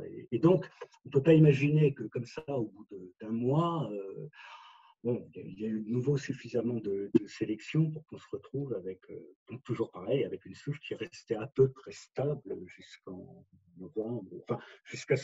Bon. Tout à fait. Alors justement, je pense que effectivement, il ne faut pas s'arrêter là. C'est-à-dire que si on veut pousser cette question-là, qu'est-ce qu'on fait? Et qu'est-ce qu'il faut faire? Collecter d'autres échantillons. Et notamment, ce qui a été fait maintenant, hein, alors j'ai des collègues phylogénéticiens aussi qui travaillent sur les rythmes de l'évolution. Encore cet après-midi, je discutais avec l'un d'entre eux et qui disait que lui, il utilise les mêmes méthodes qu'Alina Chan et que le problème, c'est que selon la manière dont on choisit les paramètres du programme, en se basant vraiment sur l'ensemble des dizaines de milliers de séquences dont on dispose aujourd'hui de SARS-CoV-2 qui ont été prélevées dans tous les pays du monde, hein, on peut analyser le rythme d'évolution et essayer de retrouver la souche ancestrale commune à tous les virus SARS-CoV. Hein. Le premier à dater, en fait, l'ancêtre hypothétique, puisqu'on n'a pas cet ancêtre, hein, mais l'ancêtre hypothétique de tous les SARS humains, et on peut le dater, mais selon le programme, avec un des logiciels, ça date de septembre 2019. Avec un autre logiciel, il le date qui est un logiciel plus élaboré, avec des modèles plus fins, évolutifs plus fins, ça date de 2017. Évidemment, est-ce que c'est parce que les paramètres sont imprécis? Il y a toute une question de la robustesse des estimations et des inférences par rapport au choix des paramètres, hein, qu'on connaît bien en sciences. Donc voilà, c'est des questions que les gens se posent. Donc moi, ce que je pense, et mes collègues aussi, hein, c'est qu'il faudrait faire de l'échantillonnage. Et ce qui se fait maintenant, c'est de chercher aussi des traces antérieures à novembre 2019, et notamment en allant chercher chez des patients qui avaient des pneumonies atypiques. Donc ça, c'est une des choses qu'il faut vraiment faire si on penche pour l'hypothèse d'une circulation à bas bruit. C'est d'aller dans tous les hôpitaux, voir des gens qui avaient des pneumonies, des grippes atypiques, et voir si on dispose encore de prélèvements des voies respiratoires, parce que dans certains cas, les hôpitaux gardent ça pendant 4 ans, et commencer à voir s'il y a du SARS-CoV là-dedans. Alors, il y avait une question donc, de Christine Lebas. Après, je lui donne la parole. Bonjour, vous m'entendez? Oui. Oui, ma question, c'était par rapport au pangolin. Donc, vous avez dit que finalement, le pangolin n'était plus considéré comme l'agent intermédiaire entre la chauve-souris et l'homme. Il y a des hypothèses sur un autre animal et qui, du coup, pourraient disons, permettre d'augmenter votre panel de virus à comparer. Oui, c'est ça. Oui, alors il y a des hypothèses, il y a plusieurs hypothèses dans les élevages. Et ce qu'on a constaté, et ça c'est un fait qu'on a constaté, c'est que certaines espèces cultivées sont très sensibles à ce virus-ci, et notamment les furets et les visons. Et donc, notamment dans plusieurs pays d'Europe où il y a eu des contaminations, et notamment en Italie et puis en Europe du Nord, des élevages de visons qui ont été contaminés par leurs éleveurs, en fait. Donc, le virus est allé de l'humain vers le vison. Et ce qu'on a fait, et à ce moment-là, effectivement, quand il y a un passage comme ça de l'humain à l'animal, là, on constate que généralement, après, il évolue à l'intérieur de l'élevage parce qu'il est confronté à un nouvel hôte. Et donc, il y a ce dont je vous avais parlé, hein, c'est qu'au début, juste après le transfert d'une espèce à l'autre, au début de la propagation du virus, les mutations, parmi les mutations, il y en a pas mal qui vont être adaptatives, qui vont un petit peu mieux l'adapter à son nouvel hôte. Et donc, on va avoir une adaptation assez rapide.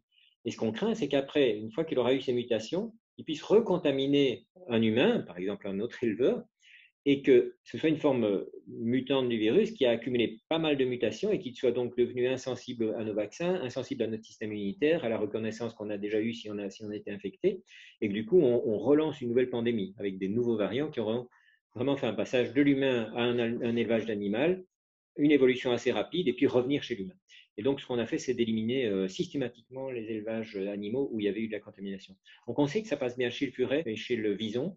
Et on a évoqué aussi en Chine le chien vivrin, qui est un animal d'origine sauvage, mais qu'on élève maintenant pour le consommer.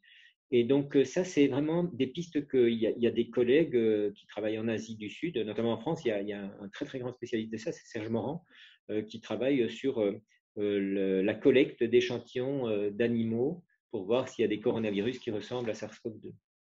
Donc, ça, c'est mais voilà, donc c'est une des hypothèses qu'il faut aussi tester. Et pour ça, la seule façon de procéder, c'est effectivement d'aller le plus possible, d'avoir les coups des franges pour aller dans les élevages et pouvoir faire des échantillonnages. Alors évidemment, si on découvre que c'est dans les élevages qu'il y a eu des contaminations, et en particulier en Chine, il y a beaucoup d'élevages d'animaux qui ne sont pas comme la vache, le cochon, des animaux avec lesquels on a appris à vivre depuis 10 000 ans, et donc on partage des virus, mais ce n'est pas vraiment des virus qui sont susceptibles de nous donner des pandémies comme celui-ci.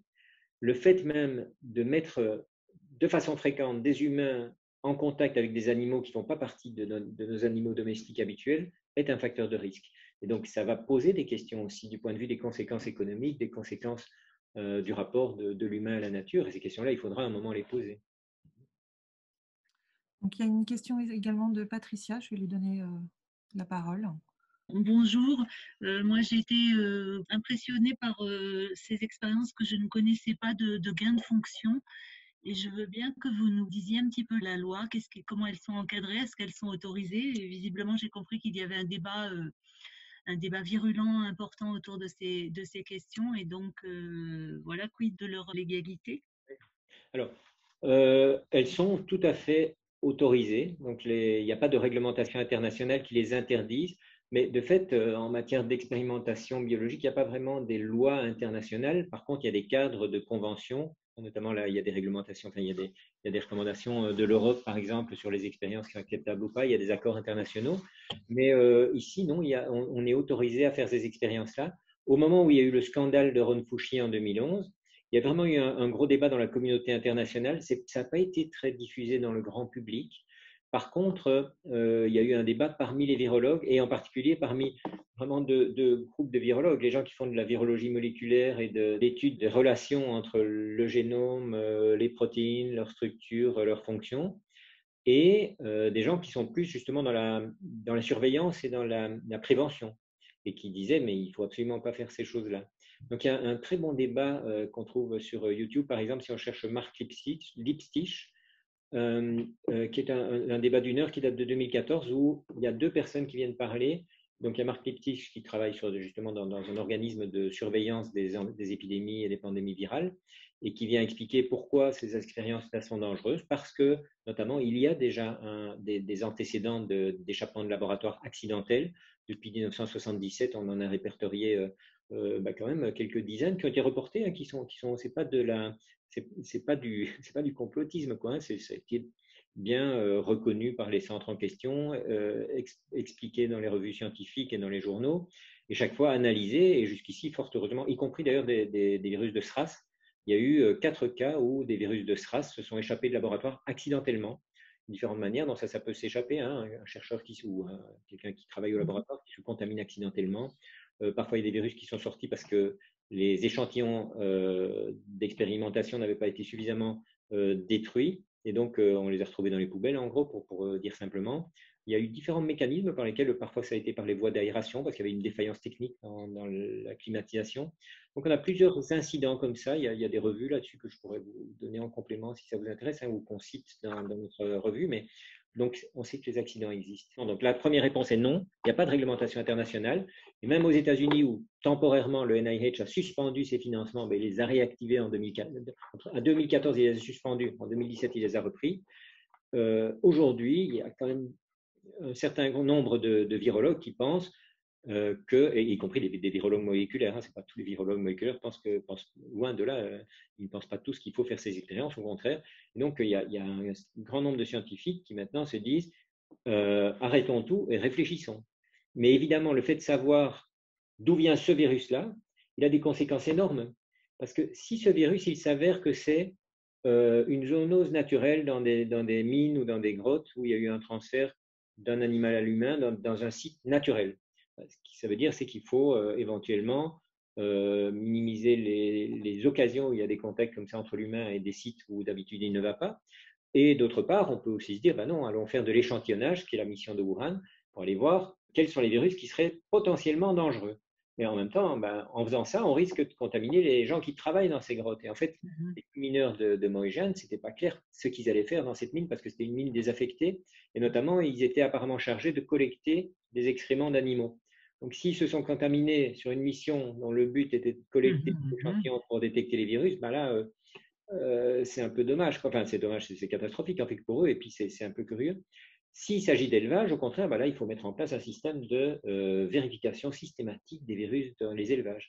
Par contre, si c'est effectivement un accident de laboratoire lié à des expériences des gains de fonction, ben là, il faut au contraire suspendre ces expériences-là. Donc, la question des origines n'est pas seulement une question scientifique. J'ai dit, nous, on l'aborde comme une question scientifique, mais elle a une importance énorme, évidemment, concernant des choix à faire en matière de politique scientifique et de politique en général. Alors, il y avait Jean-François Julien qui a levé à nouveau la main.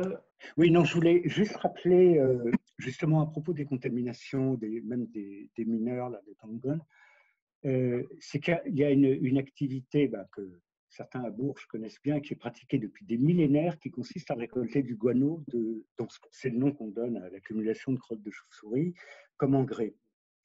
Et ça, c'est certainement… Donc finalement, ces mineurs faisaient quelque chose, alors ils l'ont peut-être fait, enfin ces mineurs ou ces ouvriers l'ont peut-être fait de façon plus intensive que d'autres, mais quelque chose qui se pratiquait en France, quand il restait encore beaucoup de chauves-souris, hein, en France, sous des colonies de rhinolophes, d'espèces voilà, chez lesquelles circule le plus de SARS-CoV. Donc ça va… En Asie du Sud-Est, c'est quelque chose qui va être encore plus difficile à réguler que ne le sont les problèmes de wet market là, et de consommation d'alimaux bizarres. Et à ce propos, justement, les équipes de Shizengli et Peter Daszak avaient aussi fait des petites, alors c'était assez réduit, mais des petits sondages sérologiques chez des paysans de la région du Yunnan, donc là où on retrouve le plus jusqu'à présent de virus proche de SARS-CoV-2, et ils s'étaient rendu compte qu'il y avait un peu plus de 2-5% des gens qui avaient des anticorps contre des bêta-coronavirus, contre des SARS-CoV.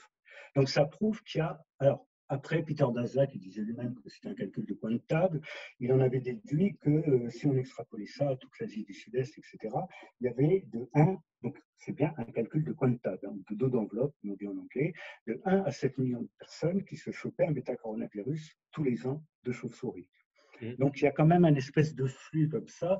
SARS-CoV-2, bon, si donc la zoonose est parfaitement naturelle, ça a été le virus pire que les autres, pire que le premier SARS-CoV, etc. Et donc, ça, c'est un facteur, ça va être très, très difficile à réguler. C'est pour ça que moi, je ne suis pas toujours convaincu quand on parle dans le cas de SARS-CoV-2, hein, pas de toutes les zoonoses, mais d'un changement radical de notre proximité avec les chauves-souris, avec d'autres animaux, de la nécessité d'un hôte intermédiaire, il y a quand même… Et ce qu'il faut souligner, c'est que ce genre de découverte un peu bizarre, c'est-à-dire de gens qui présentent des anticorps qui n'ont pas le souvenir de maladies épouvantables, on l'a observé même pour Ebola, et encore pire pour la rage dans les Andes. Et ça, c'est pas bien compris. Comment des gens peuvent se retrouver avec séropositifs pour la rage, donc dans des villages autour desquels il y avait pas mal de vampires, sans avoir aucun souvenir, bon, puis en étant encore vivant, sans avoir de souvenir de maladie. Et donc ça c'est quand même un espèce de… Ça va être très, très dur à résoudre. On se dit que le mieux, c'est peut-être de pratiquer une surveillance sanitaire et épidémiologique vraiment serrée sur les pneumonies, même dans un village paumé, pas forcément de Chine, hein, parce que les virus de la famille du SARS-CoV-2 qu'on trouve chez les chauves-souris, il y a encore eu une publication hier d'un groupe chinois. C'est assez hallucinant parce qu'à part le fameux Rhinolophus affinis, ce ne sont que chez des espèces de rhinolophes très méridionaux, qui atteignent vraiment la limite de leur aire de répartition chez celui du Cambodge, celui de Thaïlande, 2 ou 3 autres espèces donc, qui ont été, pour lesquelles un préprint est sorti hier soir. À tous les coups, c'est des bêtes vraiment très méridionales. Mais voilà, donc il y a ce côté un peu presque anthropologique quoi, qui me paraît assez important. Oui, et je comprends bien l'idée aussi qu'il ne suffit pas de dire bon, il faudrait un petit peu moins rencontrer les animaux pour que Ben voilà, l'ensemble de l'humanité s'y mette, quoi, hein. Donc, c'est effectivement assez, bon, c'est assez naïf. Par ailleurs, une autre question, hein, c'est celle qu'on s'est posée, mais où dans notre groupe, il n'y avait pas vraiment la compétence pour ça. Bon, on a contacté quand même Alexandra Sanin pour ça. C'est justement sur les transmissions, enfin sur les déplacements des chauves-souris. Quand même, dans l'histoire initiale, il y avait quelque chose de compliqué parce qu'on parlait de RATG13, le virus le plus proche de chauve-souris, mais qui avait été prélevé dans une mine à 1500 km de là.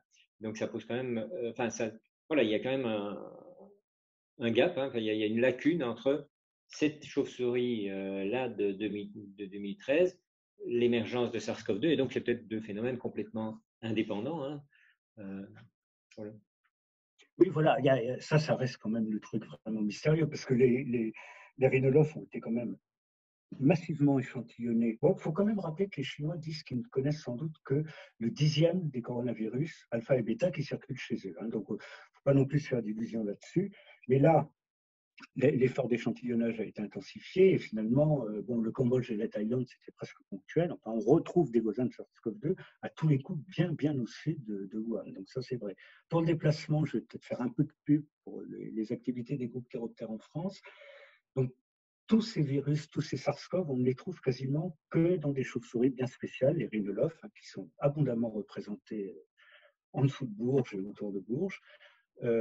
Et ce sont des bêtes qu'on considérait comme sédentaires, qui se déplaçaient peut-être de quelques dizaines de kilomètres maximum entre l'été et l'hiver. Et en marquant plusieurs dizaines ou centaines en France, on s'est aperçu qu'ils pouvaient faire des déplacements beaucoup plus grands. Donc ça, c'est assez drôle parce que quand on relit les papiers chinois, l'hypothèse est toujours qu'ils ne font pas plus que 50 bornes. Bon, on a atteint, je crois, 400 km en France. Bon, 400 km, ça ne fait pas Yunnan, Wuhan. On n'y est toujours pas, hein, mais... Et encore une fois, on a vraiment l'impression que ces SARS-CoV-2 circulent chez des espèces très méridionales pour l'Asie. Et alors, sur le transfert direct de chauve-souris à l'humain, ça, a priori, il n'y a pas de raison de l'exclure. Exclure, hein, pas du tout. Ah Hein. non. Bah, on a d'autres. Bah, Ebola, on n'est toujours pas sûr, mais il semble bien que ça a été direct, enfin, pour l'émergence en Afrique de l'Ouest. Il y a un autre virus, là, une maladie assez connue, Nipah, pour lesquels on a des exemples directs, des exemples avec hôte intermédiaire. Donc moi, je n'ai jamais compris cette espèce le fait qu'on pense forcément qu'il y a un hôte intermédiaire. Enfin, c'est pas une nécessité. Voilà, la nécessité, c'est un minimum de proximité entre l'espèce, le réservoir et l'homme. Donc souvent, effectivement, un porc ou un cheval, enfin, on a plus de contact avec les porcs ou les chevaux ou les rats qu'avec les chauves-souris, mais c'est tout, quoi. Il n'y a pas de règle. Et d'ailleurs, je pense qu'il n'y a pas de règle moléculaire. Il n'y a pas de problème phylogénétique. On est aussi éloigné des civettes que des chauves-souris. Enfin voilà, il n'y a pas de truc. Enfin, moi, je ne vois pas de raison comme ça universelle qui imposerait ça. Non, alors du point de vue de la biologie moléculaire, il y a dans le domaine RBD, le domaine de liaison, il y a 6 ou 7 acides aminés qui font des contacts directs entre la protéine spicule et la protéine ACE. Et alors, bon, ça a été beaucoup étudié, hein, ces 6 ou 7 acides aminés-là, on peut les étudier, les comparer. Donc, Erwan a fait ça dans notre étude, hein. Il a fait une carte où on met en regard les mutations, enfin les séquences de ACE de différents mammifères et les séquences des protéines spicules des différents virus, et pour montrer l'adaptation entre les uns et les autres et tout. On peut analyser ça, mais en fait, le fait que 4 ou 5 mutations comme ça se produisent, et puis surtout, comme c'est le cas ici, que les 4 ou 5 mutations qui ont eu lieu, enfin, ou les 4 ou 5 particularités des acides aminés qui font que ce RBD se lie aussi bien à notre protéine spicule, en fait, et mieux que ceux des autres SARS, on ne les connaissait pas auparavant, et puis voilà, c'est des choses qui peuvent se produire par simple mécanisme de mutation-sélection. Il y a une question d'Alice qui peut prendre la parole pour pouvoir la poser. Oui, merci. J'en profite pour relayer une question qui avait été posée plus tôt pendant la conférence, mais donc de Mathias, qui est tu as évoqué le fait on avait trouvé le patient zéro. Est-ce que c'est vrai ça qu'on a trouvé le patient zéro? Et sinon, ma question à moi, c'est Donc, est-ce que tu pourrais clarifier la conclusion concernant les 4 insertions de l'article qui a été rétracté, l'article des Indiens? Est-ce que donc c'est bien qu'elles ne sont pas probables, enfin c'est pas probable qu'elles soient le résultat de l'ingénierie génétique parce qu'elles sont apparues indépendamment avec du délai, donc d'après vos analyses, et dans des espèces différentes, et donc ça aurait été un peu aberrant de les répondre dans plusieurs espèces indépendamment. Est-ce que c'est bien ça, ou est-ce que tu pourrais un peu clarifier? Oui. Merci. Oui, bien, merci. Alors, sur la première question, donc, je ne sais pas si j'ai dit le mot patient zéro. Le premier patient qu'on connaisse n'était pas au marché et il ne fréquentait pas le marché. Et donc, mais ce n'est pas forcément le patient zéro, c'est-à-dire, enfin oui, je ne sais pas si on appelle ça le patient zéro en fait, parce que le concept même de patient zéro est un peu est utilisé dans différents sens. Donc, en tout cas, le premier patient qu'on ait identifié en Chine, et plusieurs des patients du premier groupe, du premier cluster, enfin, et encore, est-ce que c'est un cluster, mais du premier groupe qu'on avait identifié en Chine, plusieurs de ces patients, et parmi eux, les premiers, ne fréquentaient pas spécialement le marché. Ensuite, il y a eu des échantillons, il y a beaucoup d'informations donc, qui sont partielles chaque fois. Il y a eu plein d'échantillons qui ont été prélevés sur le marché même. On n'a trouvé aucun échantillon animal, ça c'est dans les rapports de l'OMS, on n'a trouvé aucun échantillon animal où il y avait des SARS-CoV-2 ou des choses proches du SARS-CoV-2. Par contre, on a trouvé plein d'échantillons où il y avait du SARS-CoV-2, mais sur les surfaces du marché, et en fait, c'est vraisemblablement les gens qui avaient été infectés, y compris des vendeurs du marché, qui contaminaient les surfaces. Et on en trouvait plus particulièrement dans une aire particulière du marché. Alors, par ailleurs, sur ce marché, on ne vendait pas de pangolin, mais oui, mais ça, c'est encore une autre histoire. Alors, sur la deuxième question, effectivement, je ne suis pas allé à la conclusion, je vous ai donné tous les éléments et je ne suis pas allé à la conclusion. Notre conclusion, c'est la suivante. C'est qu'effectivement, alors, est-ce qu'on peut vraiment conclure de ça? C'est même pas si évident. Moi, je pense que conclure est très difficile, mais en tout cas, on peut un peu avancer. Alors, ici, par exemple, l'insertion numéro 2, pour moi, c'est la plus parlante. Là, on voit qu'on a une insertion, on voit chez SARS-CoV-2, YYHK, NN, que j'ai entouré en rouge, là, NN, SWME, etc. Et exactement la même séquence dans RATG13. Oui, mais là, si quelqu'un pense que le virus a été construit à partir de RATG13 par des manipulations de labo, il va dire le fait qu'on trouve la même séquence n'est pas surprenant. Mais on trouve aussi une séquence très proche dans 2 virus de pangolin. C'est justement dans cette région-là, dans la région du RBD. Et c'est donc cette insertion-là qui fait qu'il y a une forte ressemblance notamment. Donc là, on a des pangolins qui proviennent d'ailleurs, en fait, qui proviennent de la province de Guangdong, donc qui est tout à fait dans le sud de la Chine, donc encore à 2000 km de Wuhan, à un autre endroit, mais encore à 3000 km des grottes de Moizhen. Et puis, il y a d'autres pangolins qui ont été interceptés aux frontières chinoises, aux douanes chinoises, et qui provenaient de trafic en provenance de Malaisie. Donc, c'est des pangolins qui ont été interceptés sur les douanes chinoises.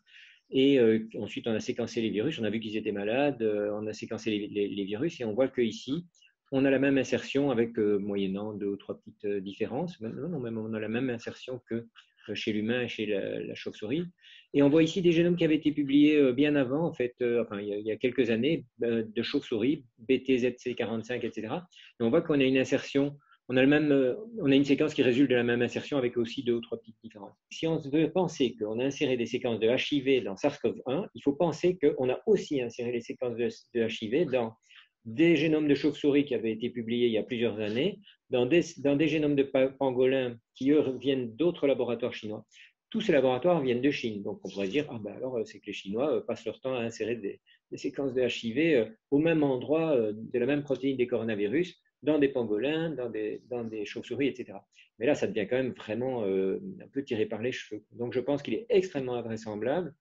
Le fait même qu'on ait cette conservation fait pencher beaucoup plus la vraisemblance vers le fait qu'il y a eu un événement de mutation qui est assez ancien et qui a donné naissance à plusieurs souches de virus dont on retrouve une trace, réellement, c'est une trace ici, dans plusieurs virus, qui est qu'il y a ce petit morceau de séquence qui est à la fois chez des chauves-souris qui avaient été publiés précédemment, chez les nouveaux génomes de chauves-souris RATG13, chez le virus humain CoV2 et chez 4 génomes de pangolins. Voilà, donc ça, c'est un peu notre mode de raisonnement. C'est moins simple pour les autres insertions, parce que justement, là, elles diffèrent. Hein, on a la même insertion. Enfin, oui, non, quand même, partiellement, on a la même chose. Mais on a clairement un événement d'insertion qu'on retrouve chez SARS-CoV-2, RATG13. Et là, on le retrouve aussi de façon intéressante. On retrouve une insertion au même endroit dans les virus cambodgiens, mais ce n'est pas la même séquence. Donc, c'est sans doute un autre événement d'insertion ou bien une insertion et puis une divergence. Ici, on serait plus tenté de penser que c'est un autre événement d'insertion.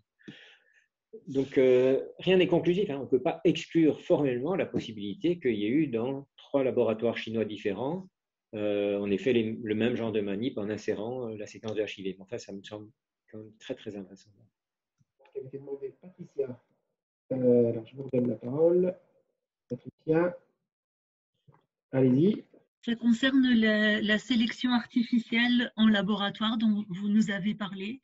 Est-ce que vous pourriez donner un exemple concret d'expérience de transfert d'espèces? Et puis éventuellement la publication ou un exemple de publication de cette… Oui, là je ne l'ai pas sous la main, mais oui, il y a une revue qui a été publiée. Alors, il y a très très peu d'articles qui ont été publiés dans les revues scientifiques sur les hypothèses justement d'une fuite de laboratoire. En fait, quand nous, on a publié notre revue, on ouvrait cette hypothèse-là parmi les autres. Alors, c'est intéressant parce que nous, on est parti vraiment de l'idée que notre article, la première motivation de notre article, c'était quand même de critiquer ou d'évaluer, et puis avec une évaluation négative, cette hypothèse d'une manipulation pour une insertion. Et on a montré que ça ne tient pas la route avec le raisonnement que Alice m'a amené à conclure. Là, j'avais donné les éléments de base. Mais en fait, quand notre revue est parue, c'était au mois de juillet, il n'y avait aucun article paru dans une revue scientifique concernant les hypothèses qui disaient explicitement que ce virus pouvait sortir d'un laboratoire par voie accidentelle ou autre, mais en tout cas même par voie accidentelle. Il y avait les articles de Alina Chan, qui ont été soulignés par Jean-François, et qui en fait, elle n'a toujours pas publié son article. Elle l'a envoyé à des tas de revues, il a toujours été refusé. Et donc, elle a l'impression qu'il y a vraiment une sorte de censure, en fait, ou de refus d'envisager ça. On peut en discuter de ce refus, parce qu'il y a eu en fait un article publié par 27 scientifiques en février qui disait il faut refuser de propager les idées selon laquelle ce virus, toute hypothèse selon laquelle ce virus pourrait être d'origine non naturelle. Donc, ça a été signé dans Lancet, un billet signé par 27 scientifiques. Et dès ce moment-là, évidemment, c'est très difficile pour un scientifique de publier un article comme celui de Alina Chan, puisque d'emblée aussi, on a amalgamé ça du complotisme. Donc, la situation est difficile. Néanmoins, il y a eu un article qui est paru aussi au mois de juillet, publié par Dan et Karl Sirotkin dans la revue BioEssay.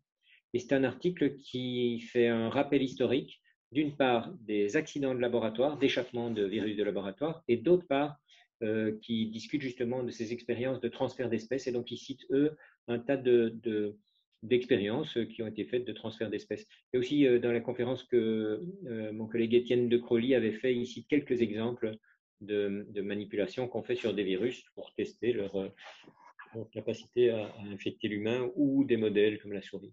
Oui, donc il y a pas mal de publications là-dessus, et notamment si vous voulez en trouver une série, donc dans cet article de Karl Sirotkin qui a été publié dans BioEssay, et on le cite dans la revue qu'on a publiée. Nous, on a publié donc une revue dans Médecine Science, et voilà, c'est ça. Cette revue-là, c'est en français, c'est une revue qu'on a publiée dans Médecine Science en juillet, et donc elle est en libre accès. Vous pouvez, si vous tapez le titre, retrouver les origines, Médecine Science, vous la trouverez. Et entre-temps, on vient de publier en février une traduction en anglais qu'on a un peu complétée, justement parce qu'il y avait des nouvelles publications. Donc l'article de Sirotkin, il n'est pas dans la revue française, en français, parce qu'ils n'avaient pas encore publié un article, mais on le cite dans la version anglaise qui a été publiée dans Environmental Chemistry Letters. Si vous voulez, sinon vous pouvez m'écrire et je vous enverrai des références. Mais il y en a pas mal. D'accord, merci beaucoup.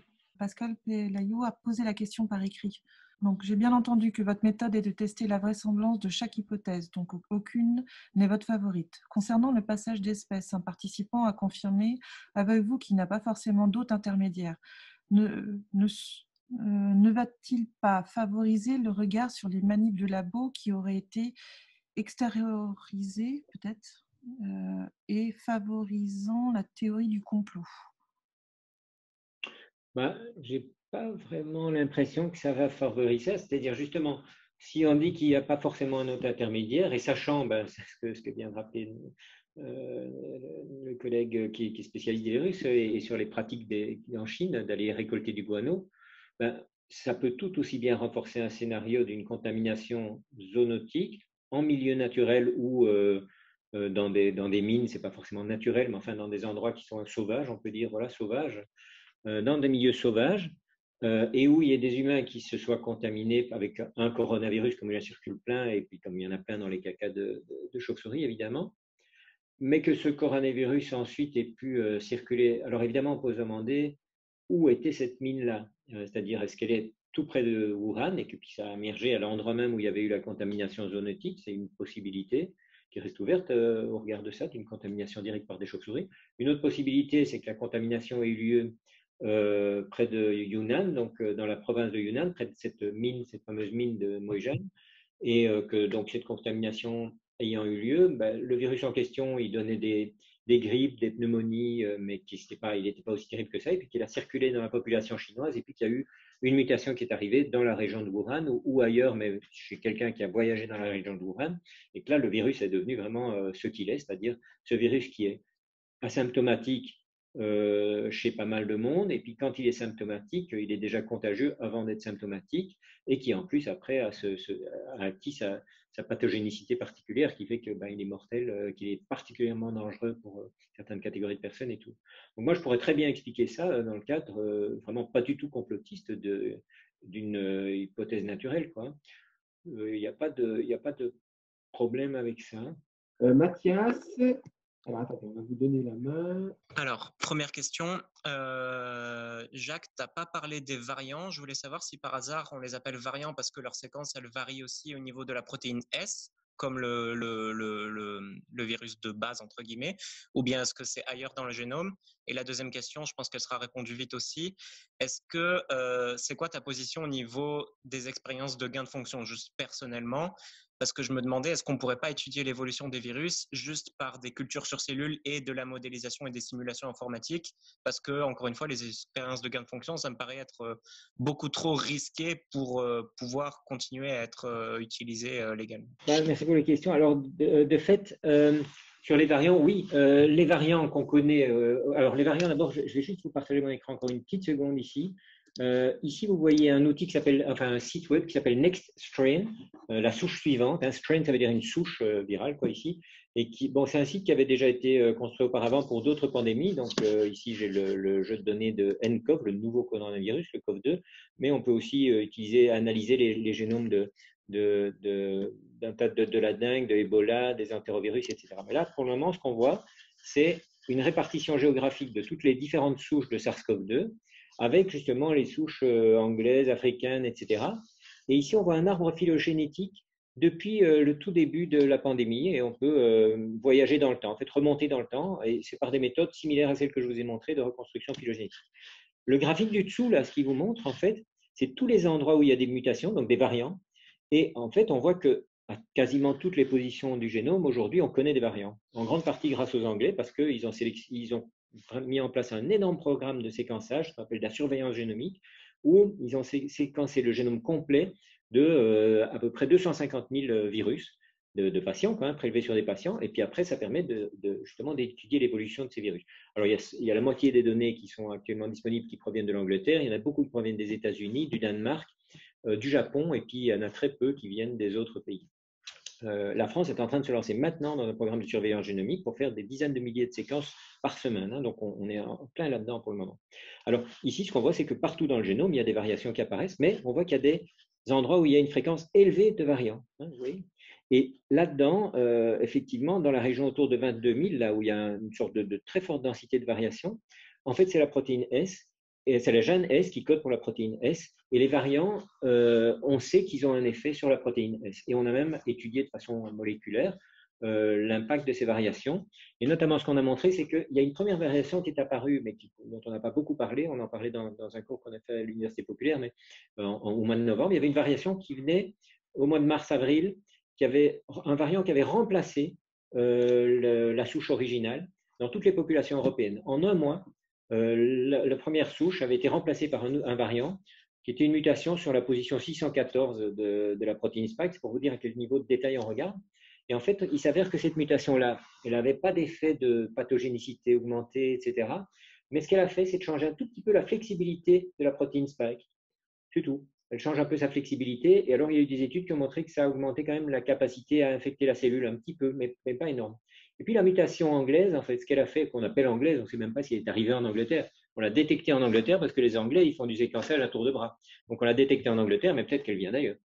Néanmoins, donc, cette mutation, le variant anglais, on sait très bien où il se situe, c'est sur la position 501. Et sur cette position-là, en fait, ce qu'il fait, c'est que sur cette protéine qui est un tout petit peu plus flexible, donc ça lui facilite, ça augmente sa probabilité de trouver le bon angle pour entrer en contact avec la protéine ACE. Et ensuite, la mutation 501, ce qu'elle a fait, c'est augmenter l'affinité. C'est-à-dire qu'une fois que la protéine est collée, elle colle mieux que le variant original. Et dès ce moment-là, on a une protéine qui a une plus grande probabilité de tomber dans le bon angle, et puis qu'une fois qu'elle se colle, elle tient mieux au récepteur. Et donc, ça augmente la facilité pour ces variants-là, le variant anglais, d'entrer dans la cellule et de se transmettre, de se propager et puis de se transmettre. Et dès ce moment-là, ce variant anglais est en train de remplacer le variant 614, mais il s'ajoute au variant 614. Et on a fait la même chose dans le cadre des variants brésiliens et sud-africains, et on connaît précisément, au point de vue moléculaire, les modifications, toutes petites modifications de la forme de la protéine qui font que ces variants-là sont plus efficaces pour nous infecter. Mais en plus, pour le variant sud-africain et le variant brésilien, il y a une mutation, en plus de celle dans le domaine de liaison au récepteur, il y a une mutation précise sur le côté, dans les régions où je vous ai montré qu'il y avait les insertions chez SARS-CoV-2. Dans une de ces régions-là qui sont exposées à l'extérieur, il y a une mutation qui fait qu'il est moins accessible pour nos anticorps, ou plus précisément qu'il change un peu sa forme par rapport à la reconnaissance par nos anticorps. Et donc, ça lui permet d'échapper, d'une part, pour des gens qui ont déjà été contaminés et qui ont développé une immunité naturelle, eh bien, ils peuvent être réinfectés par le nouveau variant. Et d'autre part, les gens qui ont été vaccinés, on a montré que l'efficacité des vaccins était était nettement inférieure sur ces variants sud-africains et brésiliens par rapport aux autres variants. Donc oui, on connaît bien les mécanismes moléculaires et l'impact des variations sur la séquence des protéines et l'impact de cette variation de séquence sur la structure et l'impact des variations de structure sur la fonction et l'interaction avec la cellule. Et alors, est-ce qu'on pourrait remplacer les expériences de gain de fonction par des expériences de simulation moléculaire? Oui et non, c'est-à-dire on peut faire des simulations moléculaires, mais c'est un domaine justement de la bioinformatique structurale, où en particulier pour des protéines transmembranaires comme celle-là, enfin oui, c'est vrai qu'on devrait regarder le côté non transmembranaire, donc il y a sans doute moyen de faire il y a des travaux qui se font là-dessus, de modélisation moléculaire, mais c'est très difficile en fait de prédire l'impact d'une mutation sur l'interaction avec une autre protéine. C'est un des grands défis actuellement de la bioinformatique structurale et de la biologie structurale. Donc, on pourrait le faire en théorie. En pratique, c'est loin d'être sûr que ça permettrait de faire de la prévention. Par contre, ce que disent aussi, et ce que défend Mark Lipsitch dans ses exposés, c'est que de toute façon, quand on fait des expériences de gain de fonction, c'est anecdotique par rapport à l'évolution, parce qu'on va détecter une façon particulière dont la protéine pourrait muter et dont ça augmenterait son pouvoir infectieux. Mais néanmoins, il y a des milliers d'autres façons dont cette protéine-là pourrait, ou une autre protéine du même virus pourrait muter et que ça augmente la virulence, la contagiosité du virus. Et dès ce moment-là, il dit que ça ne peut pas participer vraiment à un programme rationnel de prévention des émergences, que le risque dépasse le bénéfice parce que le bénéfice lui-même est contestable. Pour terminer, par rapport à cette soirée, à cette conférence en ligne, plusieurs choses. Donc, vous pouvez retrouver l'adresse mail de Jacques Van Helden si vous le souhaitez pour lui poser des questions à titre personnel ou par rapport à vos domaines de recherche, parce que je sais qu'il y avait un certain nombre de chercheurs qui écoutaient cette conférence. Autrement, on a enregistré donc, cette conférence, donc on pourra la passer sur les chaînes YouTube de Centre Sciences et du Muséum de Bourges dans les prochains jours. Je voulais en profiter pour vous annoncer la prochaine conférence en ligne qui aura lieu mardi prochain à 18h30, toujours menée dans le cadre des Mardis de la Science entre Centre Sciences et le Muséum de Bourges. Et on aura comme invité Boris Cyrulnik, le neuropsychiatre, qui va faire une conférence justement sur le monde animal au singulier ou au pluriel animal monde humain au singulier ou au pluriel, dans quel monde vivons-nous? Et l'idée, c'est qu'il aborde par la suite justement comment nos mondes sont en train d'être totalement bouleversés, justement à cause de cette pandémie et de notre représentation de l'ensemble de l'environnement que l'on a autour de nous. Donc, on vous donne rendez-vous mardi prochain, 18h30, pour cette conférence qui sera, comme celle de ce soir, passionnante. Merci à tous. Merci beaucoup. Il faut vous déconnecter et puis voilà, n'hésitez pas à revenir sur nos prochaines conférences. Bonne soirée. Bonne soirée et merci d'avoir utilisé cette plateforme qui semble fonctionner quand même très bien pour pouvoir faire des conférences dans ce cadre-là. Donc merci beaucoup de nous avoir permis d'utiliser cette interface. Voilà. À bientôt et puis bonne continuation, Jacques. Oui, et merci pour l'invitation et merci pour la qualité du débat aussi des questions parce que c'était vraiment on a abordé. On est loin d'avoir épuisé le sujet, mais c'est vraiment très, très intéressant d'avoir ces interventions et ce dialogue. Au revoir. Au revoir.